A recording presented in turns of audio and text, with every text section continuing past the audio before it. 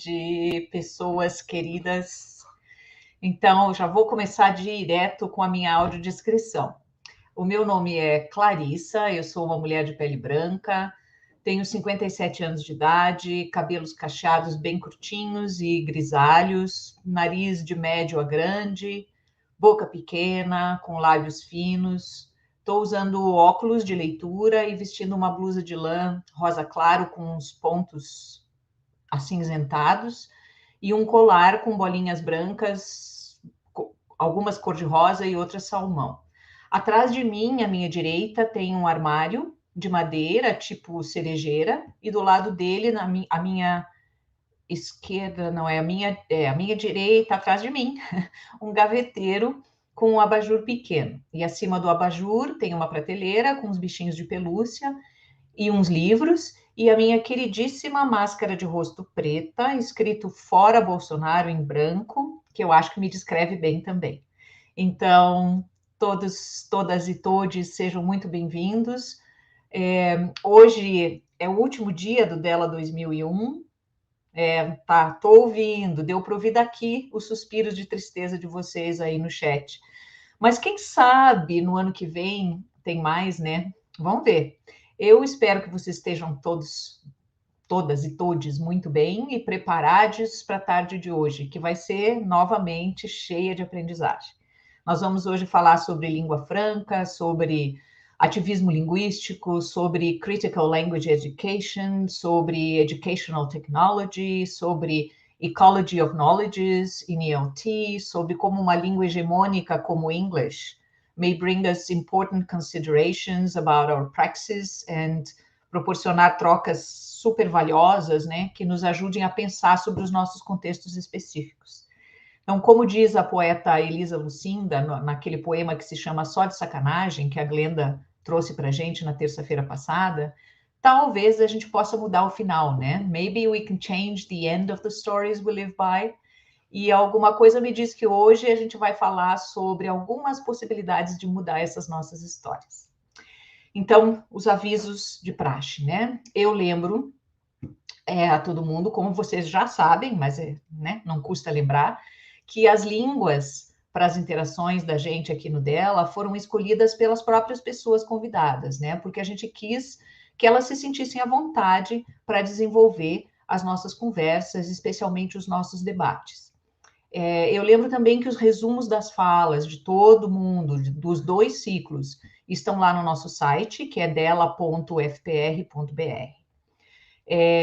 Infelizmente, como vocês já devem ter observado também, nós não conseguimos intérpretes de Libras para hoje.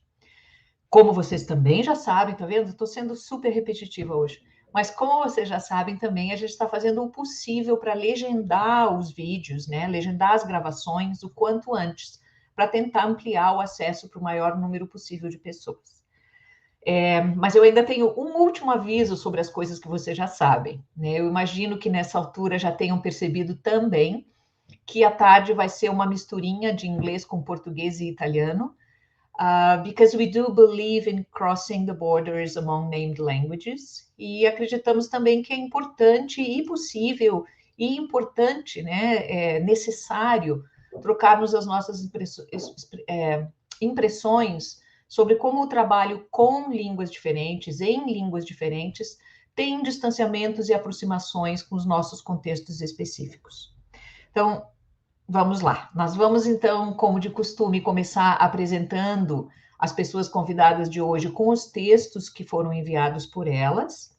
Daí, following these introductions prepared by our guests, o João, que é o nosso convidado local, mestrando aqui na Pós em Letras da UFPR e membro dos 2 grupos de pesquisa que organizam esse evento, né, o GPLIN e o Identidade e Leitura.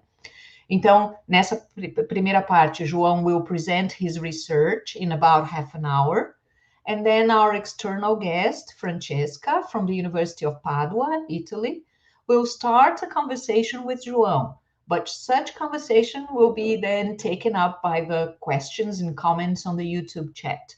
Podem botar fogo aí nos teclados para dar bastante trabalho para a Denise, que vai monitorar o chat hoje, né, Denise?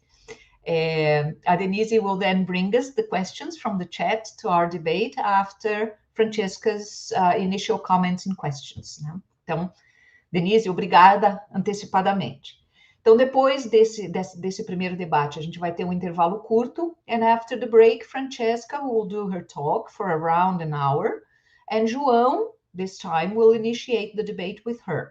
E esse debate vai ser, então, outra vez, continuado por vocês que estão aí no YouTube, com as 1001 perguntas que vão estar aí no chat, eu tenho certeza.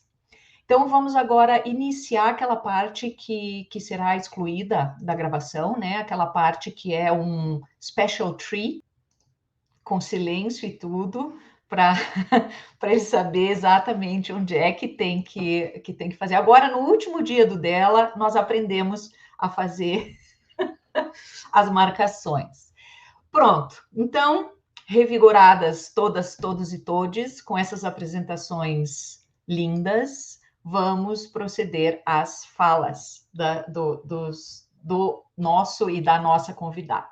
Let me bring João to the screen. João, are you there? I am. Oi, João. Hello, olá. Bem-vindo. É um grande prazer ter o João aqui com a gente, apresentando a pesquisa de mestrado que ele está desenvolvendo aqui, né, na pós em Letras. Então, muito obrigada, João.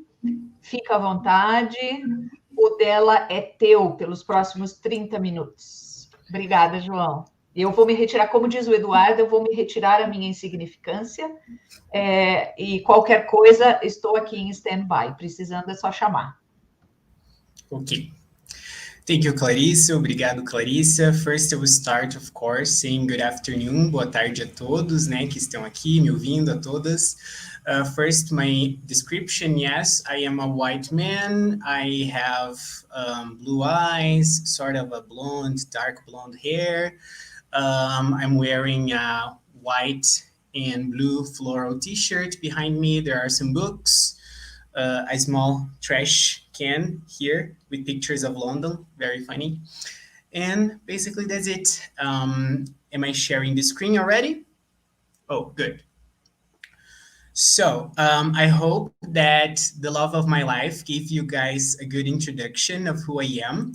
But for the ones that don't know me, I'm João Victor Chimichek. I prefer you just call me João.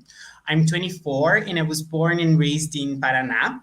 I'm an English teacher currently working and living in the city of Curitiba, and I work with autobiographies. And since I work with autobiographies, I will try to do this talk in a narrative way. I will be talking about real and embodied experiences. So I'll be talking about real and embodied experiences. So in this sense, it seems logical to me to start by locating myself in my locus of enunciation. And for this, I will be following Tei Selassie's approach to answer a very important question. Where am I a local? And according to Selassie, in order to answer a question such as, where am I a local? We have to think about the 3 R's. Our rituals, our relationships, and our restrictions. So, my rituals involve waking up around 7 a.m., checking Twitter to see if the world hasn't fallen apart, putting on some R&B or pop to listen to as I make my coffee. And then I sit on my chair, I turn on my computer, and I start one of the many days in which I will try to find a healthy balance between work and procrastination. I live alone, so I usually have dinner by myself every night while I watch old Modern Family episodes over and over again. And on the weekends, I love to cook something different or use this time to visit my family or friends because living alone can be quite lonely sometimes. I have many relationships which shaped me into the person I am today. It would be impossible to talk about all of them. But what I consider important is to highlight that I come from a hardworking family that unfortunately has struggled for generations. My parents were very, very young when I was born, so they didn't finish their studies. And my grandparents helped them to raise me. and this is why I sound a little spoiled sometimes. My grandmother was a seamstress, and if you see me in person, you probably saw my sewing machine tattoo. She is my favorite person, and she dreamt of being a teacher, a math teacher more specifically. But marriage got in the way of her plans, so I became the teacher she always wanted me to be. Despite the fact that they didn't have many opportunities, my families always made sure that I learned to value education, which it leads me to some of my restrictions. In all my school years, I have always studied in public institutions. And I know we talk a lot about the disparities and the injustices that public students face during the vestibular, for example, as they go against the students who had access to everything growing up. But I want to be more concrete. I did a 4-year technical high school, and during these 4 years, there were no regular Portuguese classes. Between medical leaves and other problems, teachers came and teachers went. And this didn't happen only with Portuguese. Sometimes we would go to school to have only 1 or 2 classes, and then they sent us home or to the patio because there was nothing for us to do. They never talked to us about opportunities such as the vestibular, for example. It was not a reality that seemed to be meant for us at that time. I had to learn from a friend, actually, what I had to do if I wanted to go to college. And I hated English classes at school. They were really the worst. Fortunately, I didn't have engaged teachers like Camila and Glaucia. My teachers didn't seem to care, and so we didn't care either. The action of going to the library to get a box full of dictionaries was like the peaking moment of the class. And in reality, English gave me my only failing grade during all my school years. And yes, I'm still a little bitter about it. But this didn't mean that I hate English.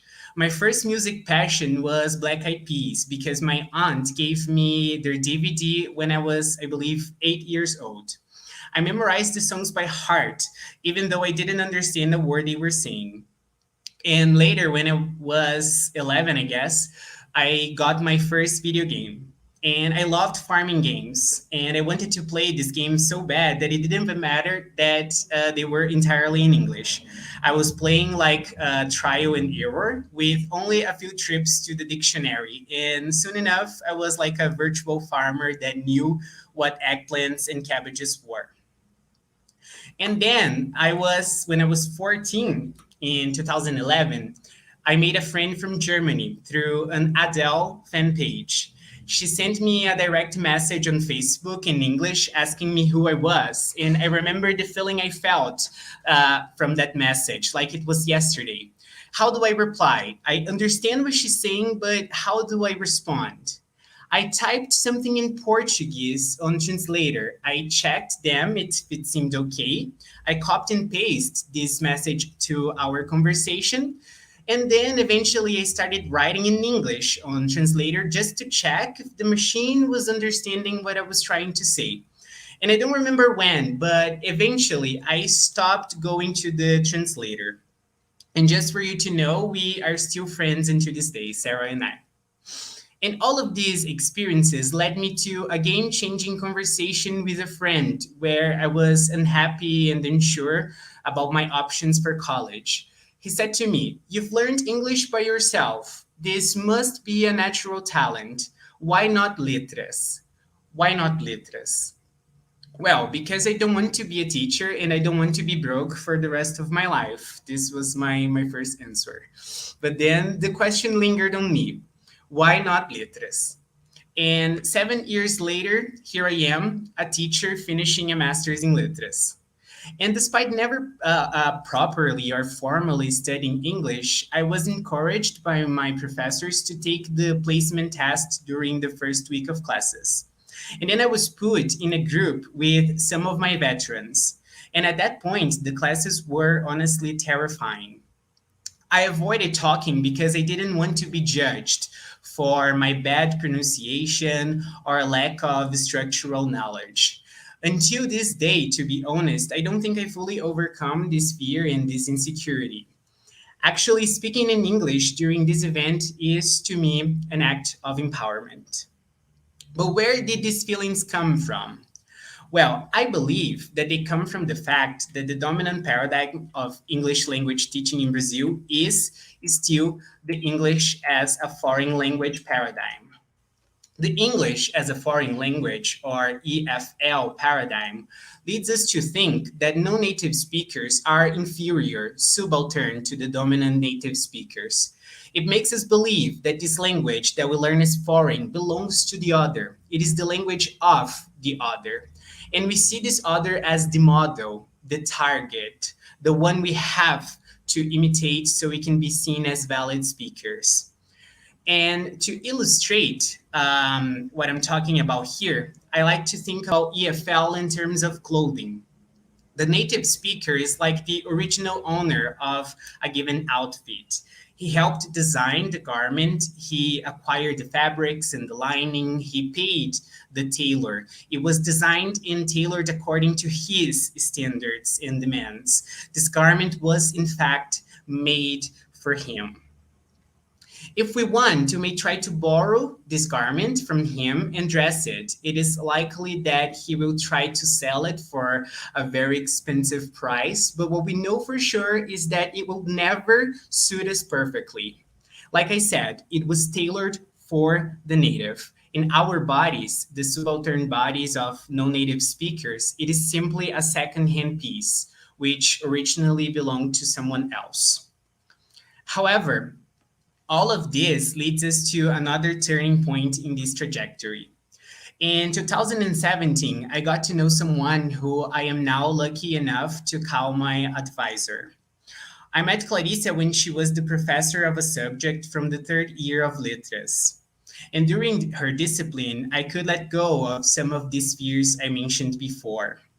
Honestly, I felt like I was in therapy, like a sort of language therapy.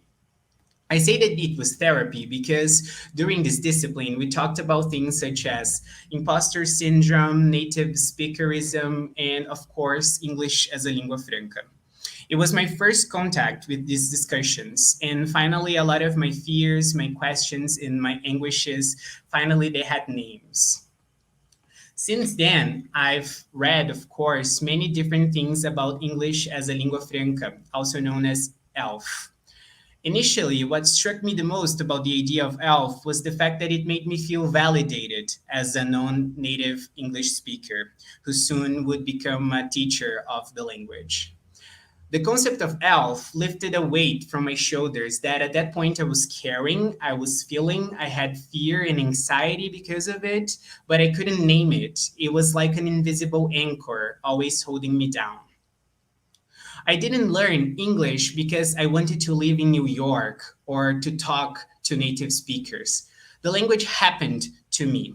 And the ELF discussions finally made me realize that despite the school system, despite what the dominant discourse concerning ELT wanted me to believe, despite all the inner and the outer saboteurs, English has never been a foreign language to me.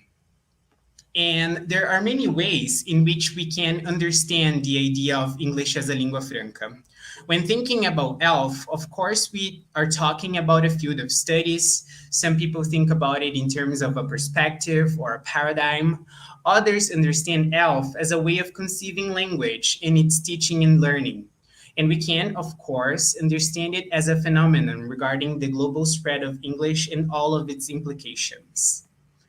The concept started to appear in the 80s as part of the world English's paradigm. And one of the main initial goals was really to come up with descriptions and set of rules on non-native uses of English.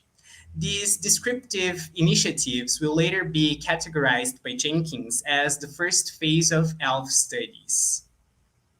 Moving forward, researchers started to realize that such an attempt was impossible. So they started to focus more on the functions and linguistic practices performed in contexts of lingua franca. These contexts are defined as moments where there is an encounter between speakers from different linguistic backgrounds, for example, and they interact through English. These movements, according to Jenkins, give basis to the second phase of ELF studies. And a lot of people seem to assume that the research on ELF has stopped here in phases 1 and 2. Some scholars indeed still think about ELF as a direct synonym to English as an international language.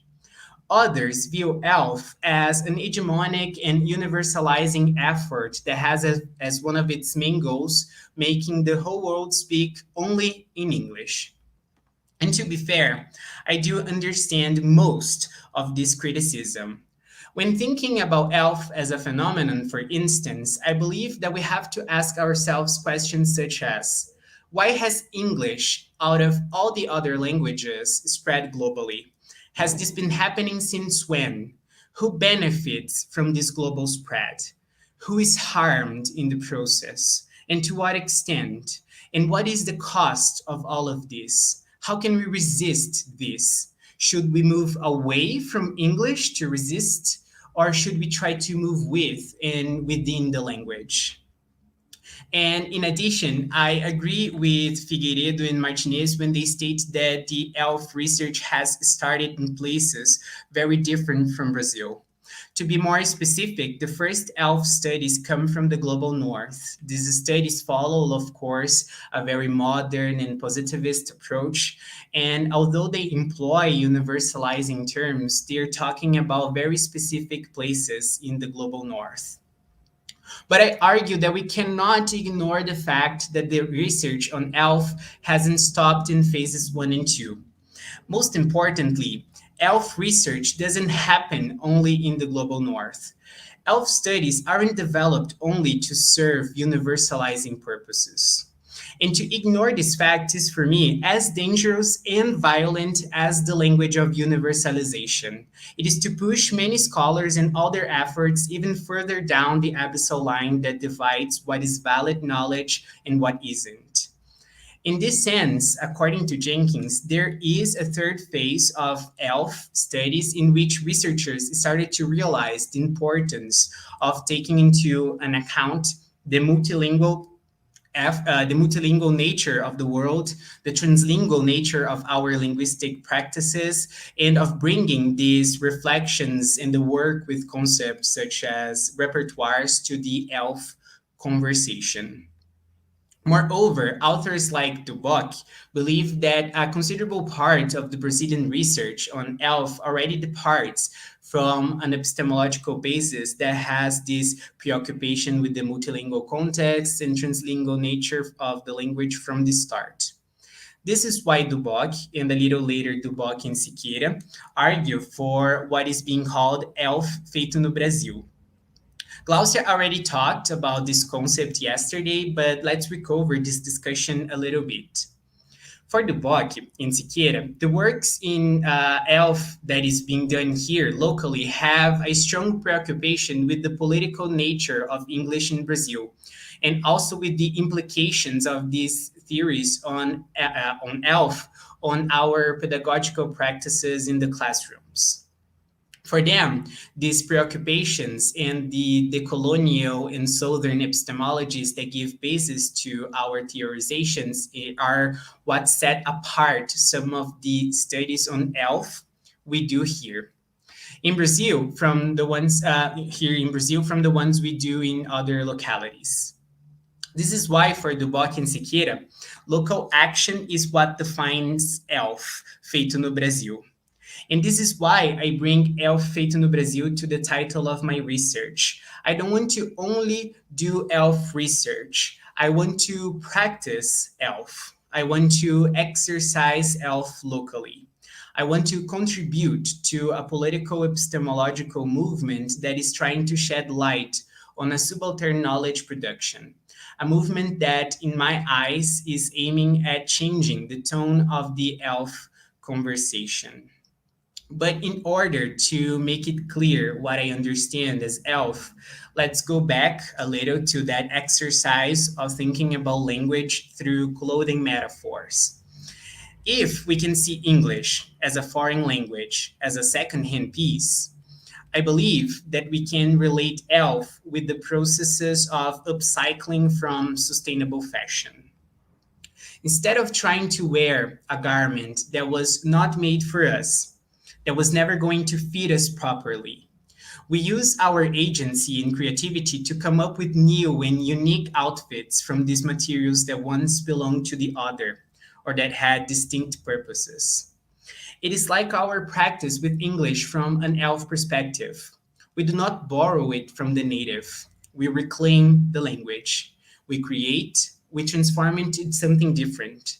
We make the language our own as much as it's his. Actually, it hasn't ever belonged to anyone really. This language has always been existing and expanding in this paradox of not belonging. Thus, I understand ELF as a language concept and a teaching concept.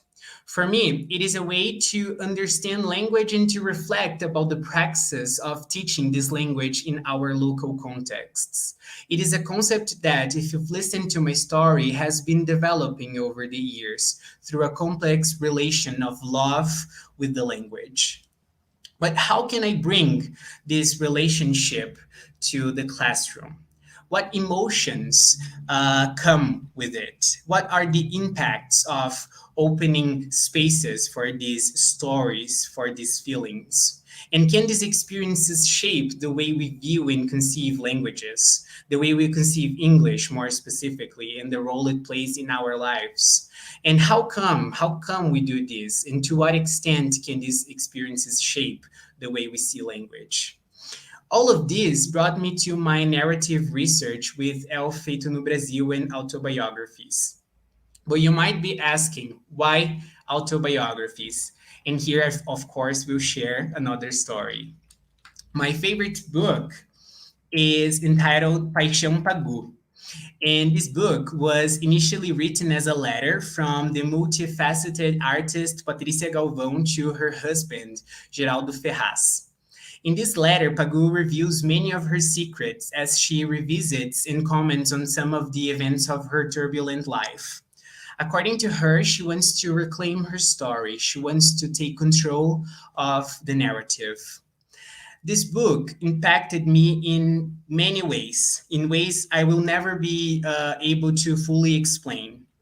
What strikes me the most is the fact that Pagu was intentionally reclaiming her story as she narrated the events of her life. Pagu was just one of the many women publicly villainized simply because she didn't fit the standards of what society thought of a wife, a mother, an artist, or even a female activist should be. And by narrating her story, she was reshaping her relationship with her family and later with the public, who got to read and got to know her according to her. She recovered her strength through the powered and embodied knowledge of narratives. And as a non-native English teacher, I wanted to do the same. And I also wanted to see other non-native speakers of English do it as well. And initially, I had many ideas for my research. At first, I wanted to work with the students from the contexts in which I was teaching. I even started to produce some empirical material with two groups of students in the beginning of 2020. During the first day of classes, I asked them to draw on the command, "How did you learn English?" And the results amazed me. I explained that I wanted to conduct my master's research with them, and they were open and excited about the idea. But then the pandemic hit, and the center in which I worked back then stopped classes completely. And then I had to stop my field research, and this changed all my plans. After months of fear, mourning, contemplation, and of course, a lot of hatred towards Bolsonaro, I decided to partner up with a colleague who is now a dear friend. Her name is Camila House, and we decided together to offer an extension course on ELF and its pedagogical implications. My idea was to conduct my field research during the course with Camila. The course brought together English teachers and students from totally different backgrounds. We had people from Rio Grande do Sul and we had people from Bahia and many other places. We even had a participant who was a teacher for future pilots in Colombia. We had people who were teachers in the university, and we had students from the first year of the Letras course. Our group was very diverse, and what united us was a curiosity about ELF and how to bring these concepts to the classrooms. Thus, we got together once a week through Teams during the course of 9 weeks. And after the first encounter, I asked the participants to write on their experiences with English through a form. I encouraged them to write in a narrative way and using the first person, and these texts compose my first set of registers for the research. As the encounters went on, we discussed and reflect about the readings that were proposed. What is interesting is that there was always a movement of contrast and comparison between these readings that we were making and the lived experiences of these participants. They were always sharing these personal stories that could be related with the texts and the concepts being discussed. And this leads me to my second set of registers, which is composed of the partial transcripts of these encounters. During the analysis, I tried to focus on the moments in which things got real. When, for instance, not only the participants, but also Camila and I, and Clarissa was there one day, and another professor, Anderson, was also there, when all of us were sharing and bringing these personal experiences to our discussions. In this sense, I have some questions for these two sets of data that I mentioned to you, and these questions are: what experiences of these participants come to play when we discussed English learning, in English teaching, and language concepts in general? What relationships do these teachers and students establish with English? What experiences can be described from a language concept that is closer to ELF assumptions? Departing from them, what can be said in relation to what is being discussed as ELF feito no Brasil? What are the assets and the challenges of having ELF feito no Brasil as the guiding principle to teaching and learning English here? What can be said about this through the experiences shared during the course? And of course, what advances to the ELF feito no Brasil discussions can I propose from these reflections I present? Thus, here are some examples of this data that I mentioned. First, I'm going to show some extracts from the three of the initial written narratives I mentioned before. In this first extract, for example, the author goes back to her childhood and explores her curiosity about the fact that English was always in her surroundings. She mentions the fact that she always wanted to learn English, but she didn't have this opportunity for a long time. This started to change, however, when her mother got her some books that were being donated. And then she mentions that aquela foi a minha chance de aprender mais sobre inglês. Eu estava me divertindo e descobrindo novo mundo através da língua inglesa a partir dali. Then we have this other author who mentions the many shifts in perspectives she went through in relation to English. At the beginning, when she was learning for fun, and later as a necessity, until more current days when she became a teacher of the language. She even states at one point that she had pouco de raiva dessa imposição cultural advinda do contato com o ZEWA. Then, this third author, who happens to be my best friend, starts her narrative saying that her relationship with English language is full of highs and lows. To start, she mentions the fact that she wasn't happy with the English classes at school. Eu, com 14 anos, achei que conversar ia ser muito mais divertido do que fazer exercícios de grammar. This led her to an English school in which students from all levels of proficiency were put together in the same group. According to her, the first class was terrifying. She went home crying to her father, who answered to her, "Já paguei o curso. Agora você tem que ir."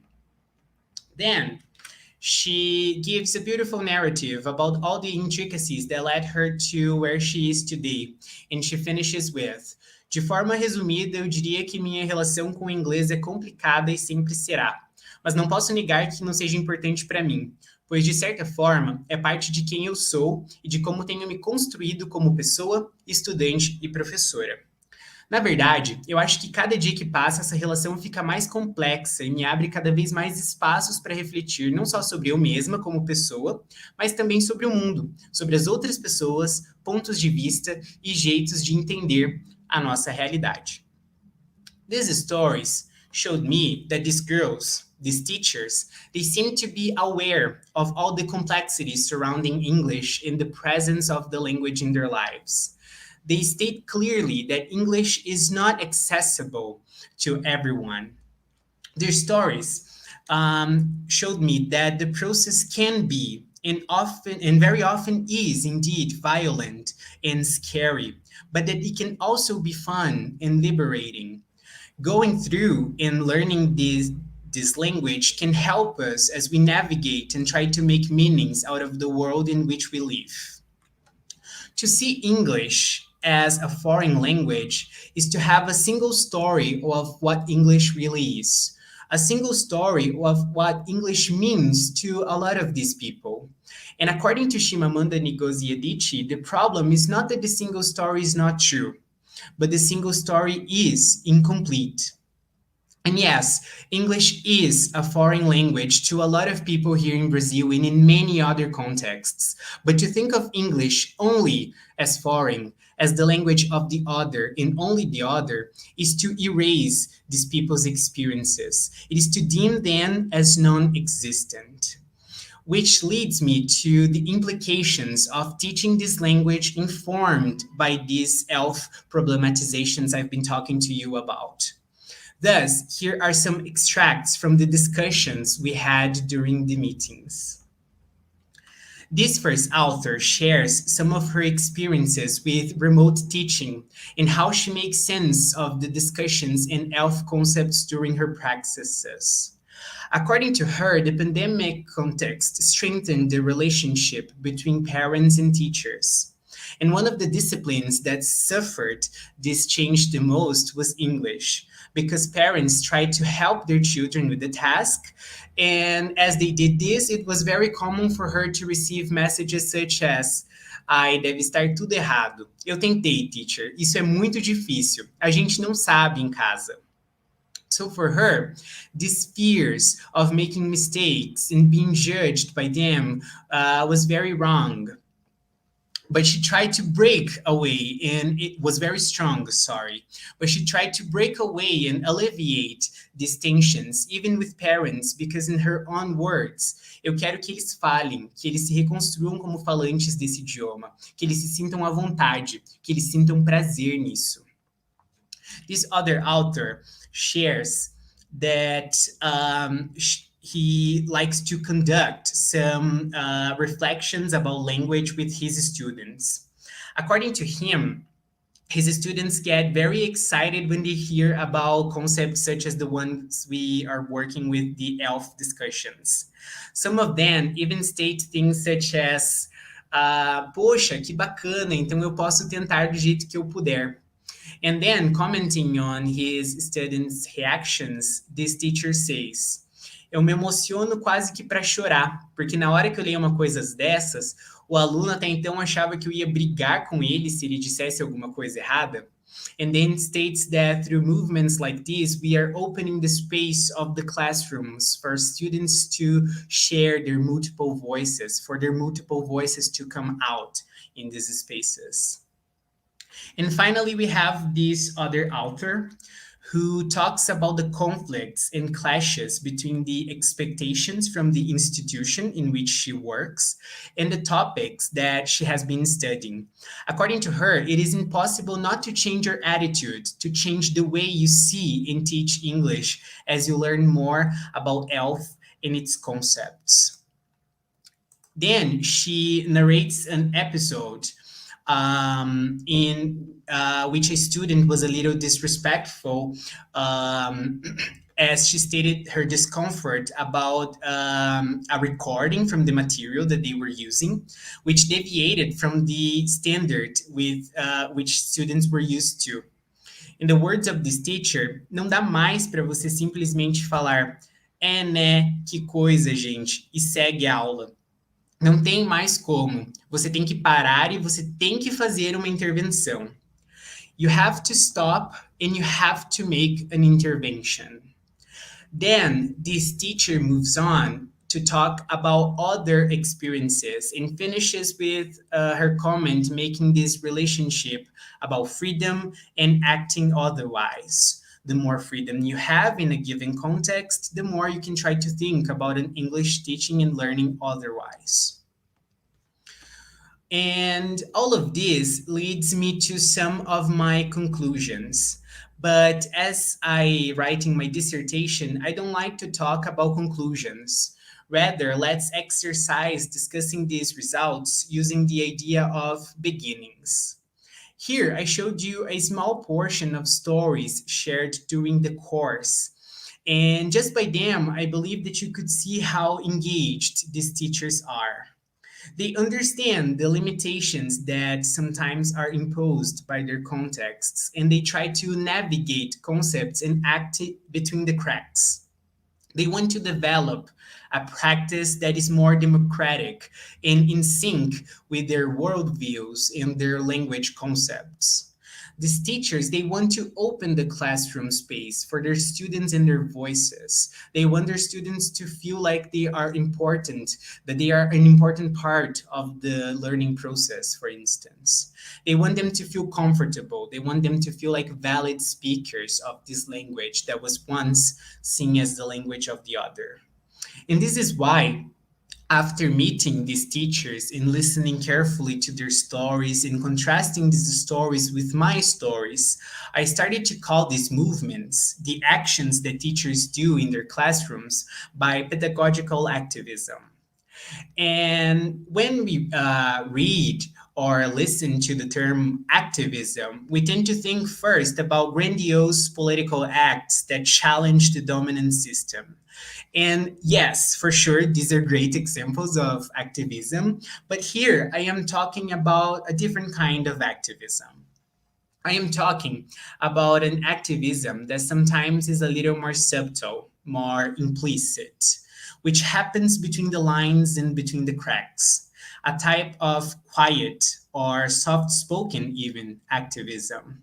These teachers, for instance, are causing changes. They are causing local changes. They have a disposition to position themselves critically when they have the chance to, when they feel like they have to. To some eager, anxious, or more rebellious minds, this type of activism might not be enough. To these people, the changes proposed by quiet activists may be too long, may take too long. But we all know that change is a process. We cannot interrupt coloniality in an afternoon. Sometimes this is a lifelong journey we take. Thus, to give a temporary conclusion to this talk, because conclusions are always temporary, I would like to share some of the new beginnings I propose in my dissertation in relation to these questions I've been talking to you today. When it comes to ELF, and I'm talking about the ELF we do here in Brazil, there is no theory without thinking about pedagogical practices. These practices, they require the adoption of a very strong and marked counter-hegemonic political agenda. And by adopting such an agenda means that we believe that our pedagogical practices can lead to social changes and to social justice.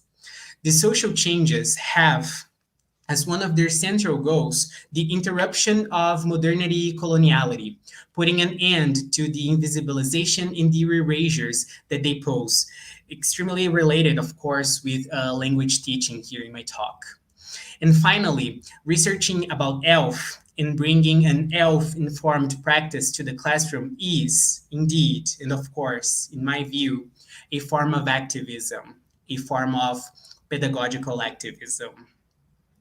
And well, this, I talked very fast because I'm nervous. This is my first time talking in public about my research, but this was what I brought for you today. I just want to say thanks for the organizers of the event. I am extremely grateful for this opportunity of being here today. I also want to thank my dear advisor for embarking with me on this journey. I couldn't ask for a better guide. And to the people listening and to the people here with me today, thank you very much for your attention. Thank you, João, for this presentation, for your narratives, for sharing a little bit of your life with us. Assim, é muito legal, né? Essa junção entre as nossas histórias, o nosso trabalho, as nossas reflexões, né? Eu gosto muito dessa metáfora da vestimenta, do vestir, né? O pessoal está comentando uma série de coisas ali no chat, né? Depois a gente vai trazer isso para ti. Bom, eu adoro metáforas, né? Acho que elas abrem possibilidades de sentido para a gente, então são muito interessantes. Acho que é super pertinente a gente pensar, né, na situatedness of our practices as teachers of English in Brazil, e pensar em como essas nossas narrativas, essas nossas histórias podem se refletir e retratar umas nas outras, né? Como disse o Linmário ali no chat, eu também acho que é interessante pensar em English as a foreign anguish, né? Porque realmente anguish está muito relacionada com a nossa narrativa do inglês, né? I myself have been thinking of elf feito no Brasil, and I've been considering if our local elf perhaps can metaphorically be represented by Curupira, which is this enchanted creature some of you may have heard of, I don't know. So more on this is soon to come in the best journals near you, I hope. Então, enfim, without further ado, let me bring Francesca to the screen. Francesca. Hello. Hello, hello. Hi, Francesca. Let me try my sentence in Italian that I've been practicing, and then you let me know if it's intelligible. È un grande piacere averti qui con noi. Fantastico, è un grandissimo, grandissimo piacere, onore per me essere qua con voi. Uffa, funzionò. Bravissima. E è un grandissimo piacere che mi avete scelto come discussant per João. Muito obrigada. Obrigada. Nós aqui te agradecemos. So, yeah, muito obrigada. Nós agradecemos muito também. So please feel free to start your conversation with João about his research, and then we'll come with the questions from the chat. Ok? Vou me retirar a minha insignificância agora pouquinho. Gracias. Thank you, João, for your wonderful, wonderful presentation. And before talking about your pesquisa, I just want to say I share the same taste in music, the same television series. I call Modern Family is family therapy for me and my family. And it always leaves you with a warm heart in the end. Yes, I know, very, very much, and it's wonderful. And also your approach to teaching and researching very, very much resonates with me. I think maybe the only thing we don't share is video games, because I don't play them, but I really believe, you know, how important they can be for language learning for people who are, you know, what they like doing. And I think your story about how you learned English, you know, when people learn English, finding something that's meaningful for you, you know, that interests you, that likes you, then you're motivated, you're interested in learning. And I think that's so true. And for me, motivation for learning Portuguese is the I can't even pronounce it yet. Decoloniality or coloniality, I think. Things that very much resonate with you. And what you said about EFL being as the language of the other and how it's presented, it just kind of made a penny drop with me. you know, and the realization, and this I have been realizing for a while, that it's not, that it's a deliberate strategy, no, on the ELT business, or the English language teaching business in EFL. I mean, it's such a big business with the textbooks, with the private language schools, with the people going to study in the UK, in the US, the amount of money involved. And I really think it is a strategy to make it the language of the other and of these specific people. And I also love your metaphor of the clothing. And I keep thinking about it, this metaphor. And I'm wondering, is other clothes the language, or other clothes the ELT, the business of the language teaching? That was one of my questions. Yes, this is a great question. I believe that during my qualification, I got asked something similar.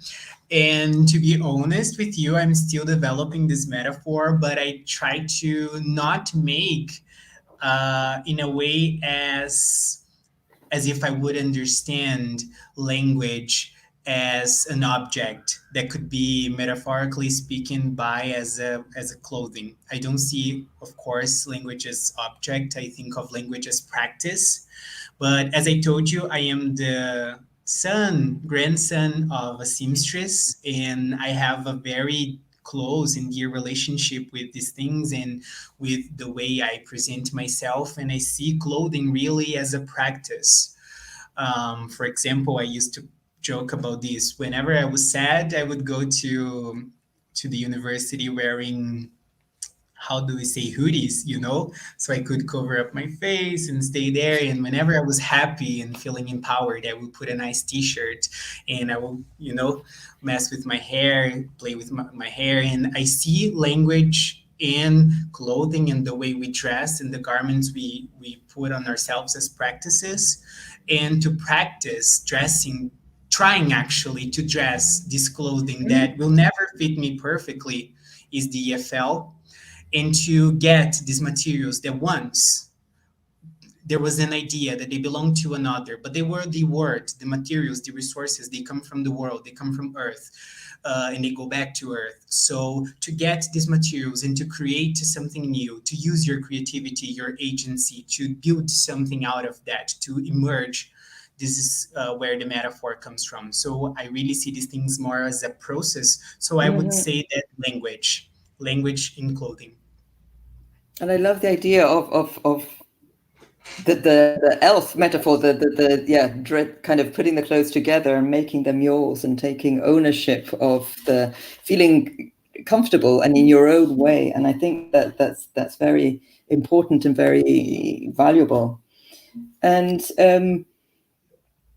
you also talked about some of the challenges of teaching with an ELF approach, and do you get one of the last examples, I think, was kind of pushback from a student and also institutions pushing back against this. I'm curious to know a little bit more about how you feel, what you see as the biggest challenge, something I share as well. Good. I can mention a few challenges I've experienced since I've been educating myself on ELF, let's say, and as I, of course, developed myself as an English teacher.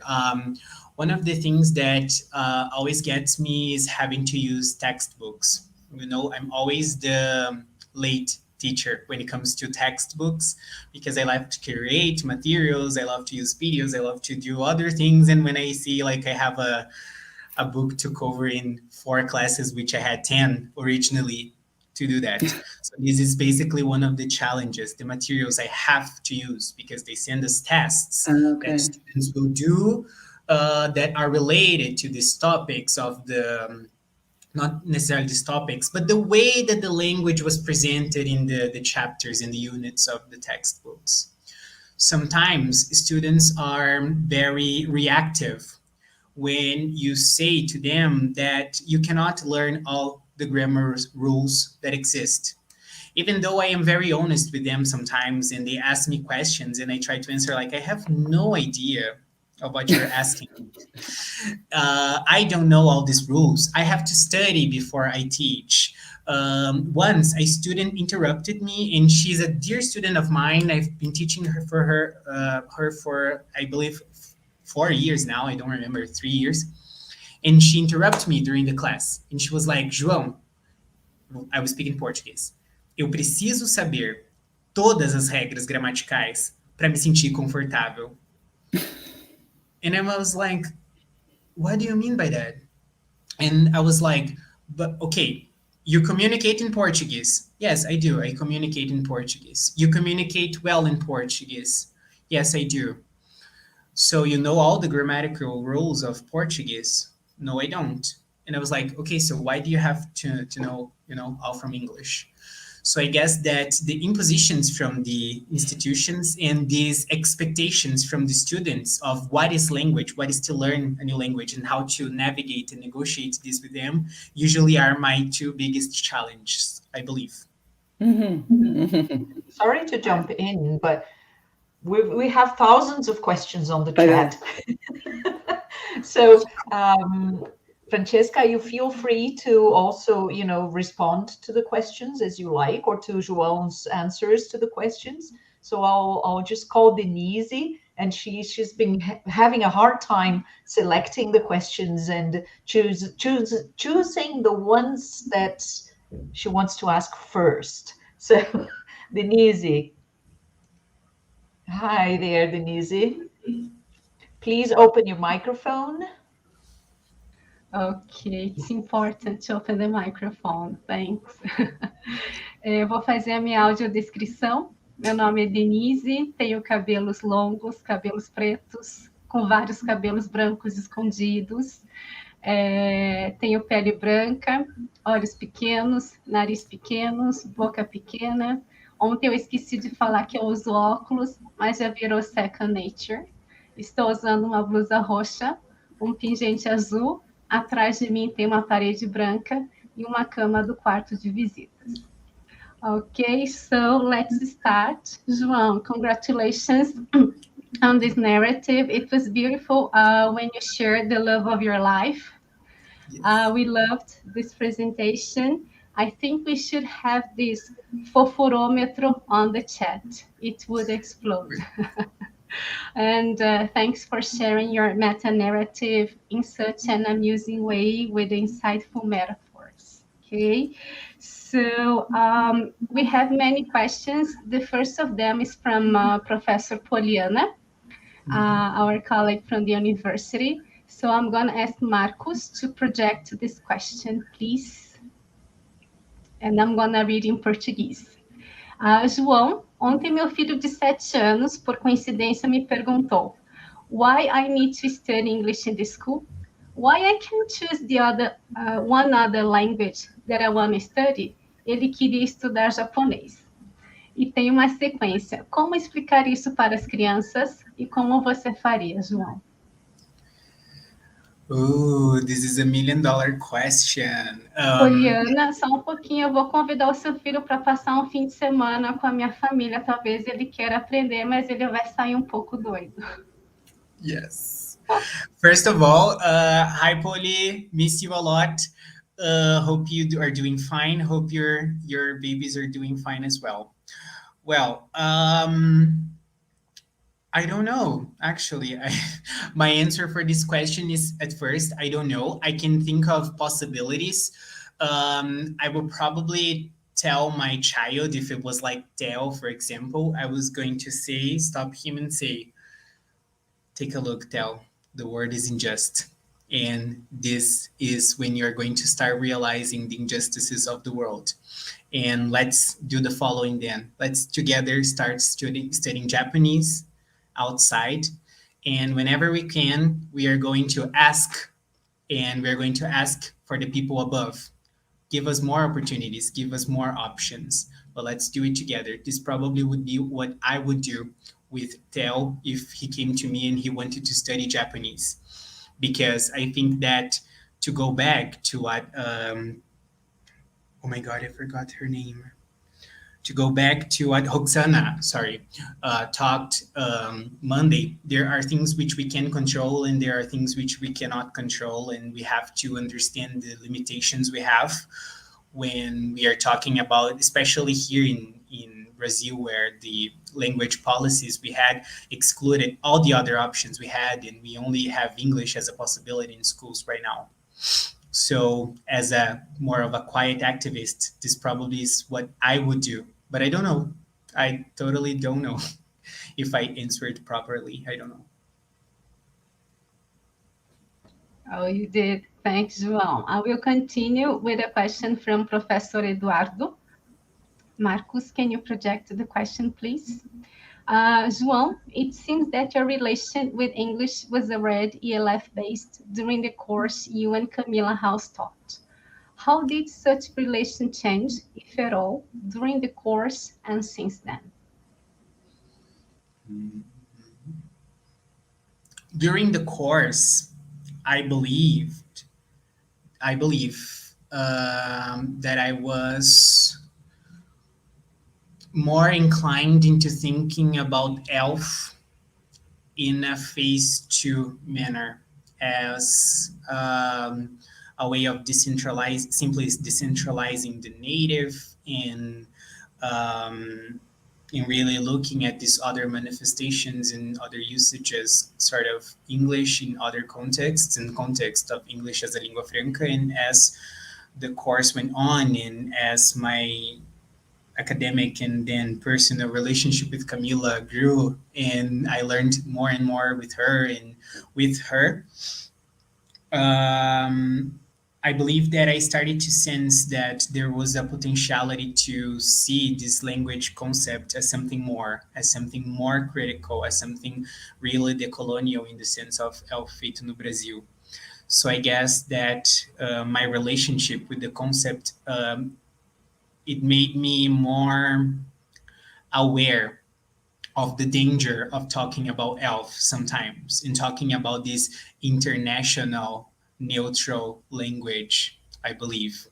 Right now, I want to fight this notion. I don't want people to think that because I am an English teacher, or because I work with ELF, that I think that English is the only language that matters. And I believe that this is what especially changed. Okay, Professor Francesca, would you like to add something? What you said? Sorry, yeah, no, I wanted to ask, related to that how you saw the relation to ELF and, translanguaging and these different approaches like linguistic citizenship towards language. Why ELF feito no Brazil? Good. There are many ways in which we can see these things that I'm problematizing here. I especially like what Professor Limário says in his texts about the local languages and so on. But my decision for the ELF feito no Brasil is really because I want to honor these studies and these scholars that have been working with these ideas here. And I want to form really a collective of researchers and teachers and professors and people that are preoccupied and that are working with this. And since I'm talking really about activism, and if we think that as one activist, sometimes our changes are little, but as a group of activists, and as we build a collective, our actions may be more impacting. And this is why El Feito no Brasil, to come together. Okay, João, talking about Professor Limário, he has posed 3 questions on the chat. Would you like to answer the 3 of them, 1 or 2? I don't know.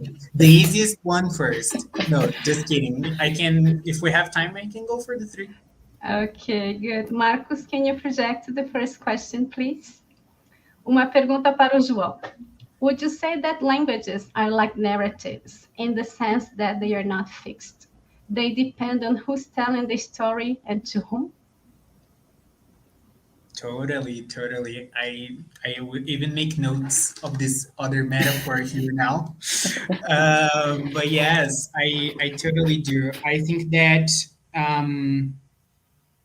we are all human narratives, and as I started to read more and to study more and to reflect more about narratives, I couldn't think about not that I couldn't think about anything else. How do I express what I want to say in English? I cannot let go from the feeling that everything is narrative. And if we are talking about language, language is indeed a narrative.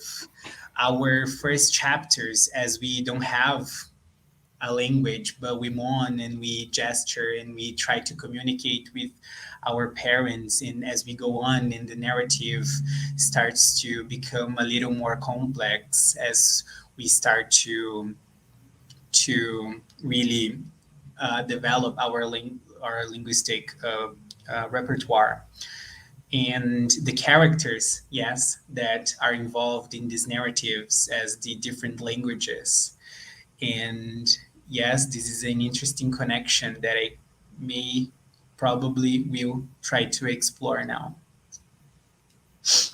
Okay, great. So would you like to go to check the second question? Yes. Okay. Do learners have to appropriate the position of narrator and not that of the character of the narrative told by someone else? Do learners have to appropriate the position of narrator? Yes, I guess that this especially has to do in the sense of the pluricentrality of ELF and how we understand this language as something that is mine and at the same time is the other, but at the same time is out of no one. And how can I narrate one's experiences here?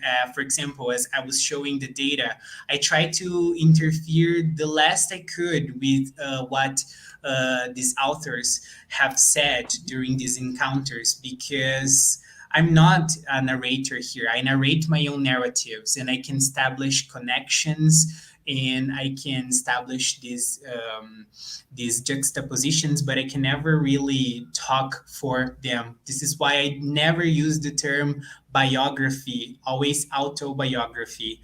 And I do think that as we get empowered by these discussions, these critical moments, these more engaged teachings and learnings, maybe we can try to bring students to this narrator position instead of the one that is simply reading or is simply a character in another's story. Okay, João, do you think you need to take some breath, or are you okay to continue with the third question by Limario? I can go. I'm here. Okay. I'm on a roll. So we'll project the third one. Can counter-hegemonic actions be gentle and kind when hegemony is violent? No. I don't believe in, you cannot, you shouldn't shout. You should try to negotiate when people are dying, when people are being killed. But what I think is that the violence we have in language teaching, for example, of course, it draws back to more intense violence and to a more intense and violent scenario, I guess. But the violences we have in our classrooms, I'm not saying all the time, but they usually are more subtle. And they usually are more hidden, let's say, in more structural in a way. And when positioning ourselves to fight these hegemony within the language classrooms. And in this case, I'm talking about the English classroom, which is the experience I have. I think that being kind and gentle, and like I said, I don't think I used these terms, but I used quiet and implicit sometimes. It's a way. It's one of the ways that we have to navigate the scenarios where we have many restrictions. Because yes, we want to be out there in the streets throwing stones in Bolsonaro. Of course, I really wish I could do this right now in this exact moment. But I also need a job. I have to pay rent in the end of the month. I have to buy food. Otherwise, I wouldn't be able, to continue doing these counter-hegemonic actions. So I think it's really an activist, a quiet and a more subtle activist, in a way that we do what we can when we can. But yeah, I believe that with higher and more intense problems, there is no such a thing as negotiate how can you negotiate with guns? And how can you negotiate with border control and so on?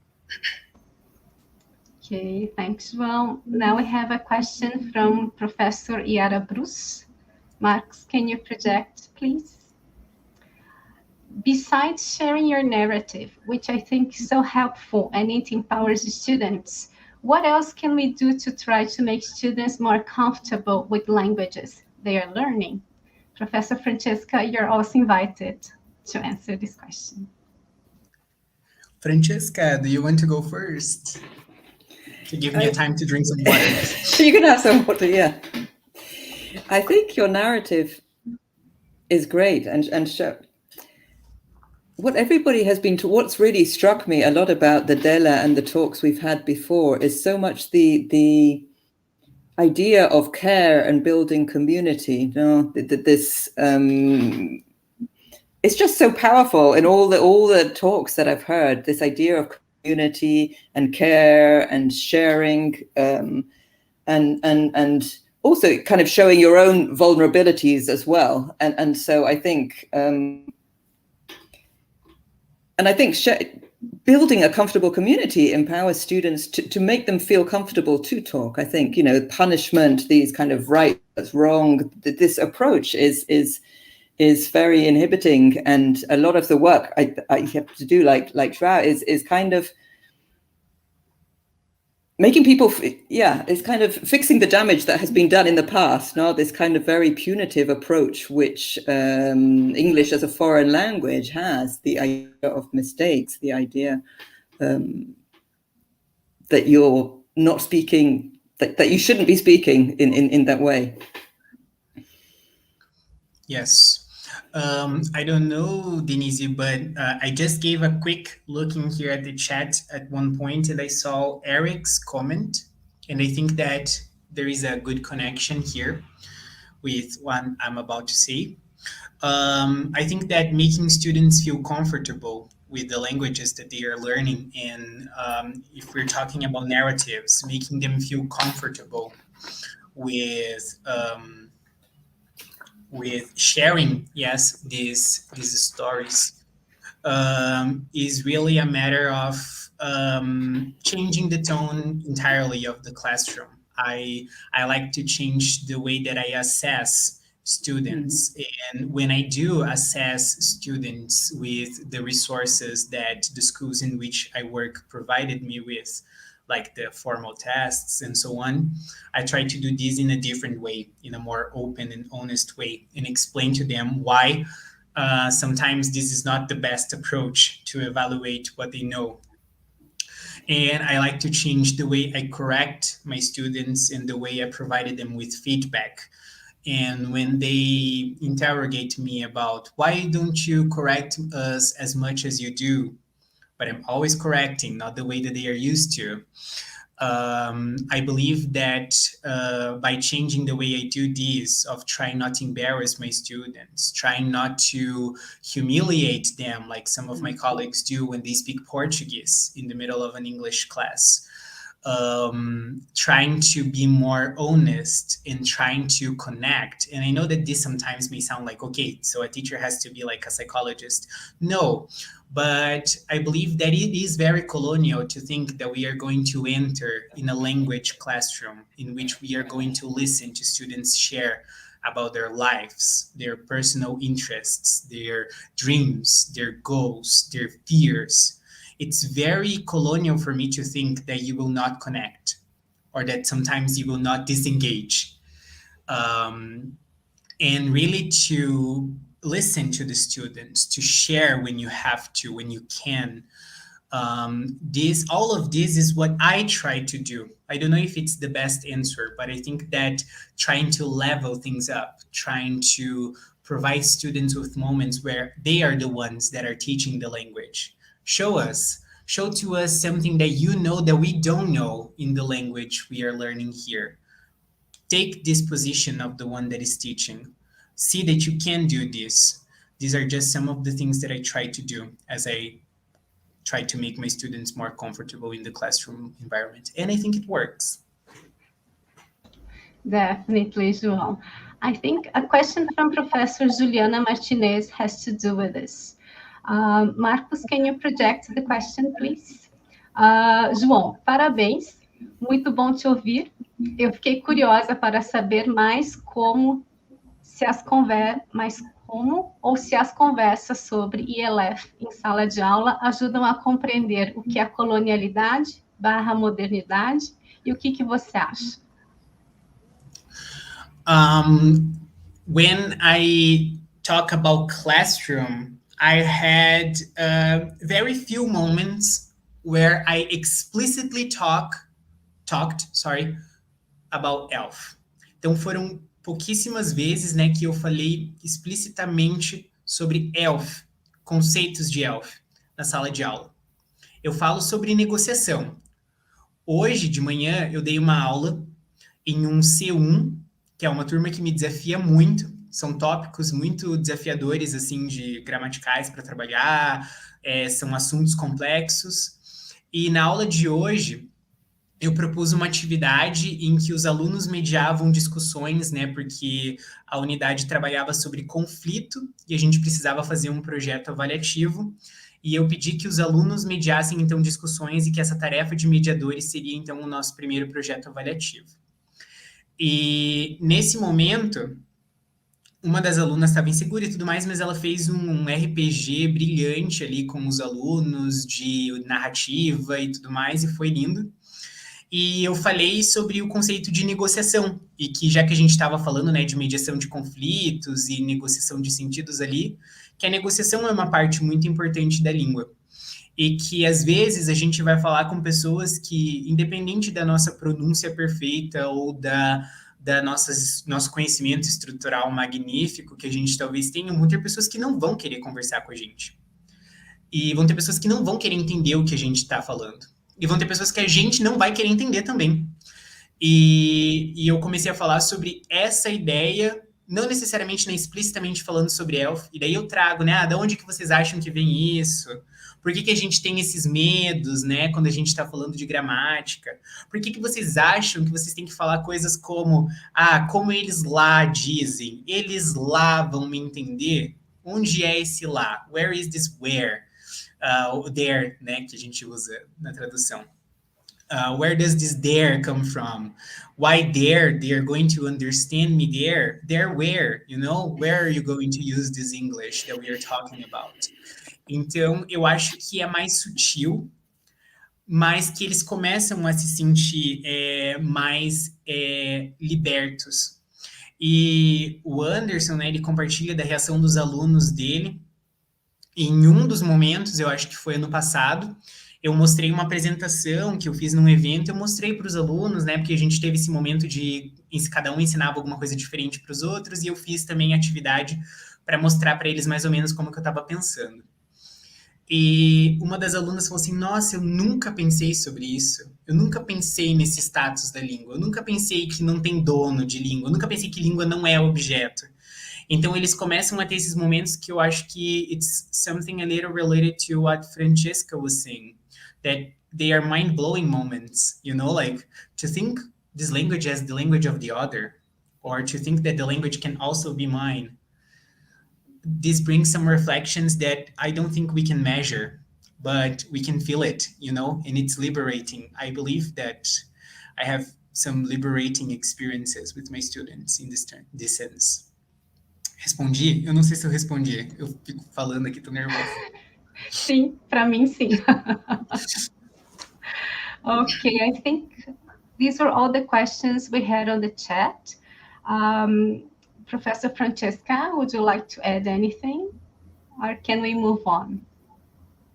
No, just thank you, João. It's been wonderful listening to you and your also the presentation. Your nephew, right? Beautiful. My brother. Your brother. My brother. Mm-hmm. Fantastic. Really nice to see that, and also to hear your talk. And you're talking about teaching and your pesquisas, and yeah, thank you for.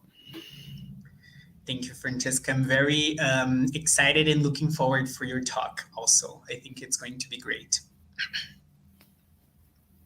Thank you. Ok, thank you both. É um exercício de autodisciplina, ficar aqui ouvindo, sem responder também, sem comentar, sem fazer outras perguntas. Esta posição não é fácil, mas eu estou resistindo. Anotei umas coisas para a gente conversar depois, João. Please. Então, acho que é isso. Thank you very much for this bit. Time for a short break, a 10-minute break, and then we come back for Francesca's talk. All right? All right. Thank you very much. So let me get the banner for the break. Intervalo. Voltaremos em breve. See you soon.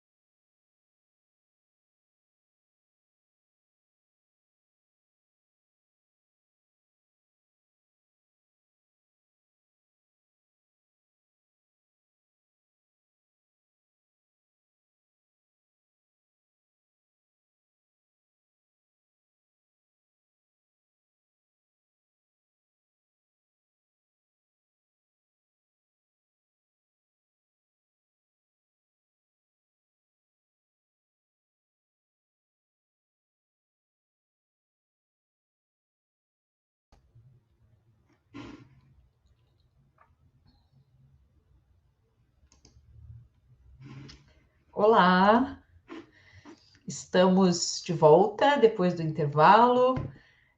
Ready for Francesca's talk. So let me bring Francesca to the screen. Hi again, Francesca. Thank you once more for being here. And now the floor is yours. I mean, the screen is yours. Thank you. Grazie. Thank you. Thank you very much for inviting me to be part of the conversation here at DELA. I'm really honored and humbled to be here. It's been wonderful to follow these 2 amazing weeks of conversation displaced over time and space. And I'd like to thank in particular Clarissa, Adriana, Ana Paula, Daniele, Denise, Eduardo, Felipe, Marcos, and the amazing interpreters who are missing today. Muito obrigada for all the work that you've been doing to support this wonderful event. Eu também gostaria de me desculpar por não poder apresentar em português. It is a growing part of my linguistic repertoire. I'm not a monolingual Brit. Parlo italiano, intendo spagnolo, and I'm understanding more and more Portuguese, especially when I'm familiar with the topic, and sincerely hope one day to be able to present in Portuguese. So the pictures I chose for my presentation, can you see the slide, Clarissa, the first slide? Not yet. Okay. Adriana is bringing them to the screen. Okay, then the next slide. Sí, gracias. The pictures I chose for my presentation are photos related to where I feel local, to link back to João's talk. So I'm here in Padova, Italy, and the nearby Mediterranean, which were in the presentation. But I also put some artworks in because for me, street art and galleries are places where I feel local, often wherever it is I am. But like universities, galleries, even when they are free, are places of privilege, historically exhibiting the works of predominantly white male artists, often patriarchal colonial gaze. But here I chose works mainly by women artists who've strongly challenged this male gaze, who've interrupted and laid bare coloniality inside and outside the academy. So Faith Ringgold is an American painter, writer, performance artist, but best known for her narrative quilts. And her first exhibition in Europe was just a few years ago.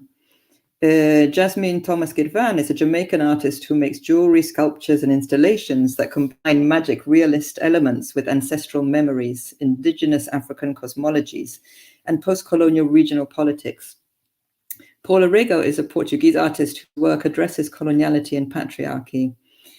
And then the Guerrilla Girls Art Collective, who I haven't included in the pictures, they've worked for a long time to highlight the invisibility of women in the art world. Next slide. And as I've learned from Lidmário de Souza and Juliana, Clarissa, and other Brazilian colleagues, making explicit my locus of enunciation, so my geopolitical and body political location, is also a way of decolonizing scholarly knowledge.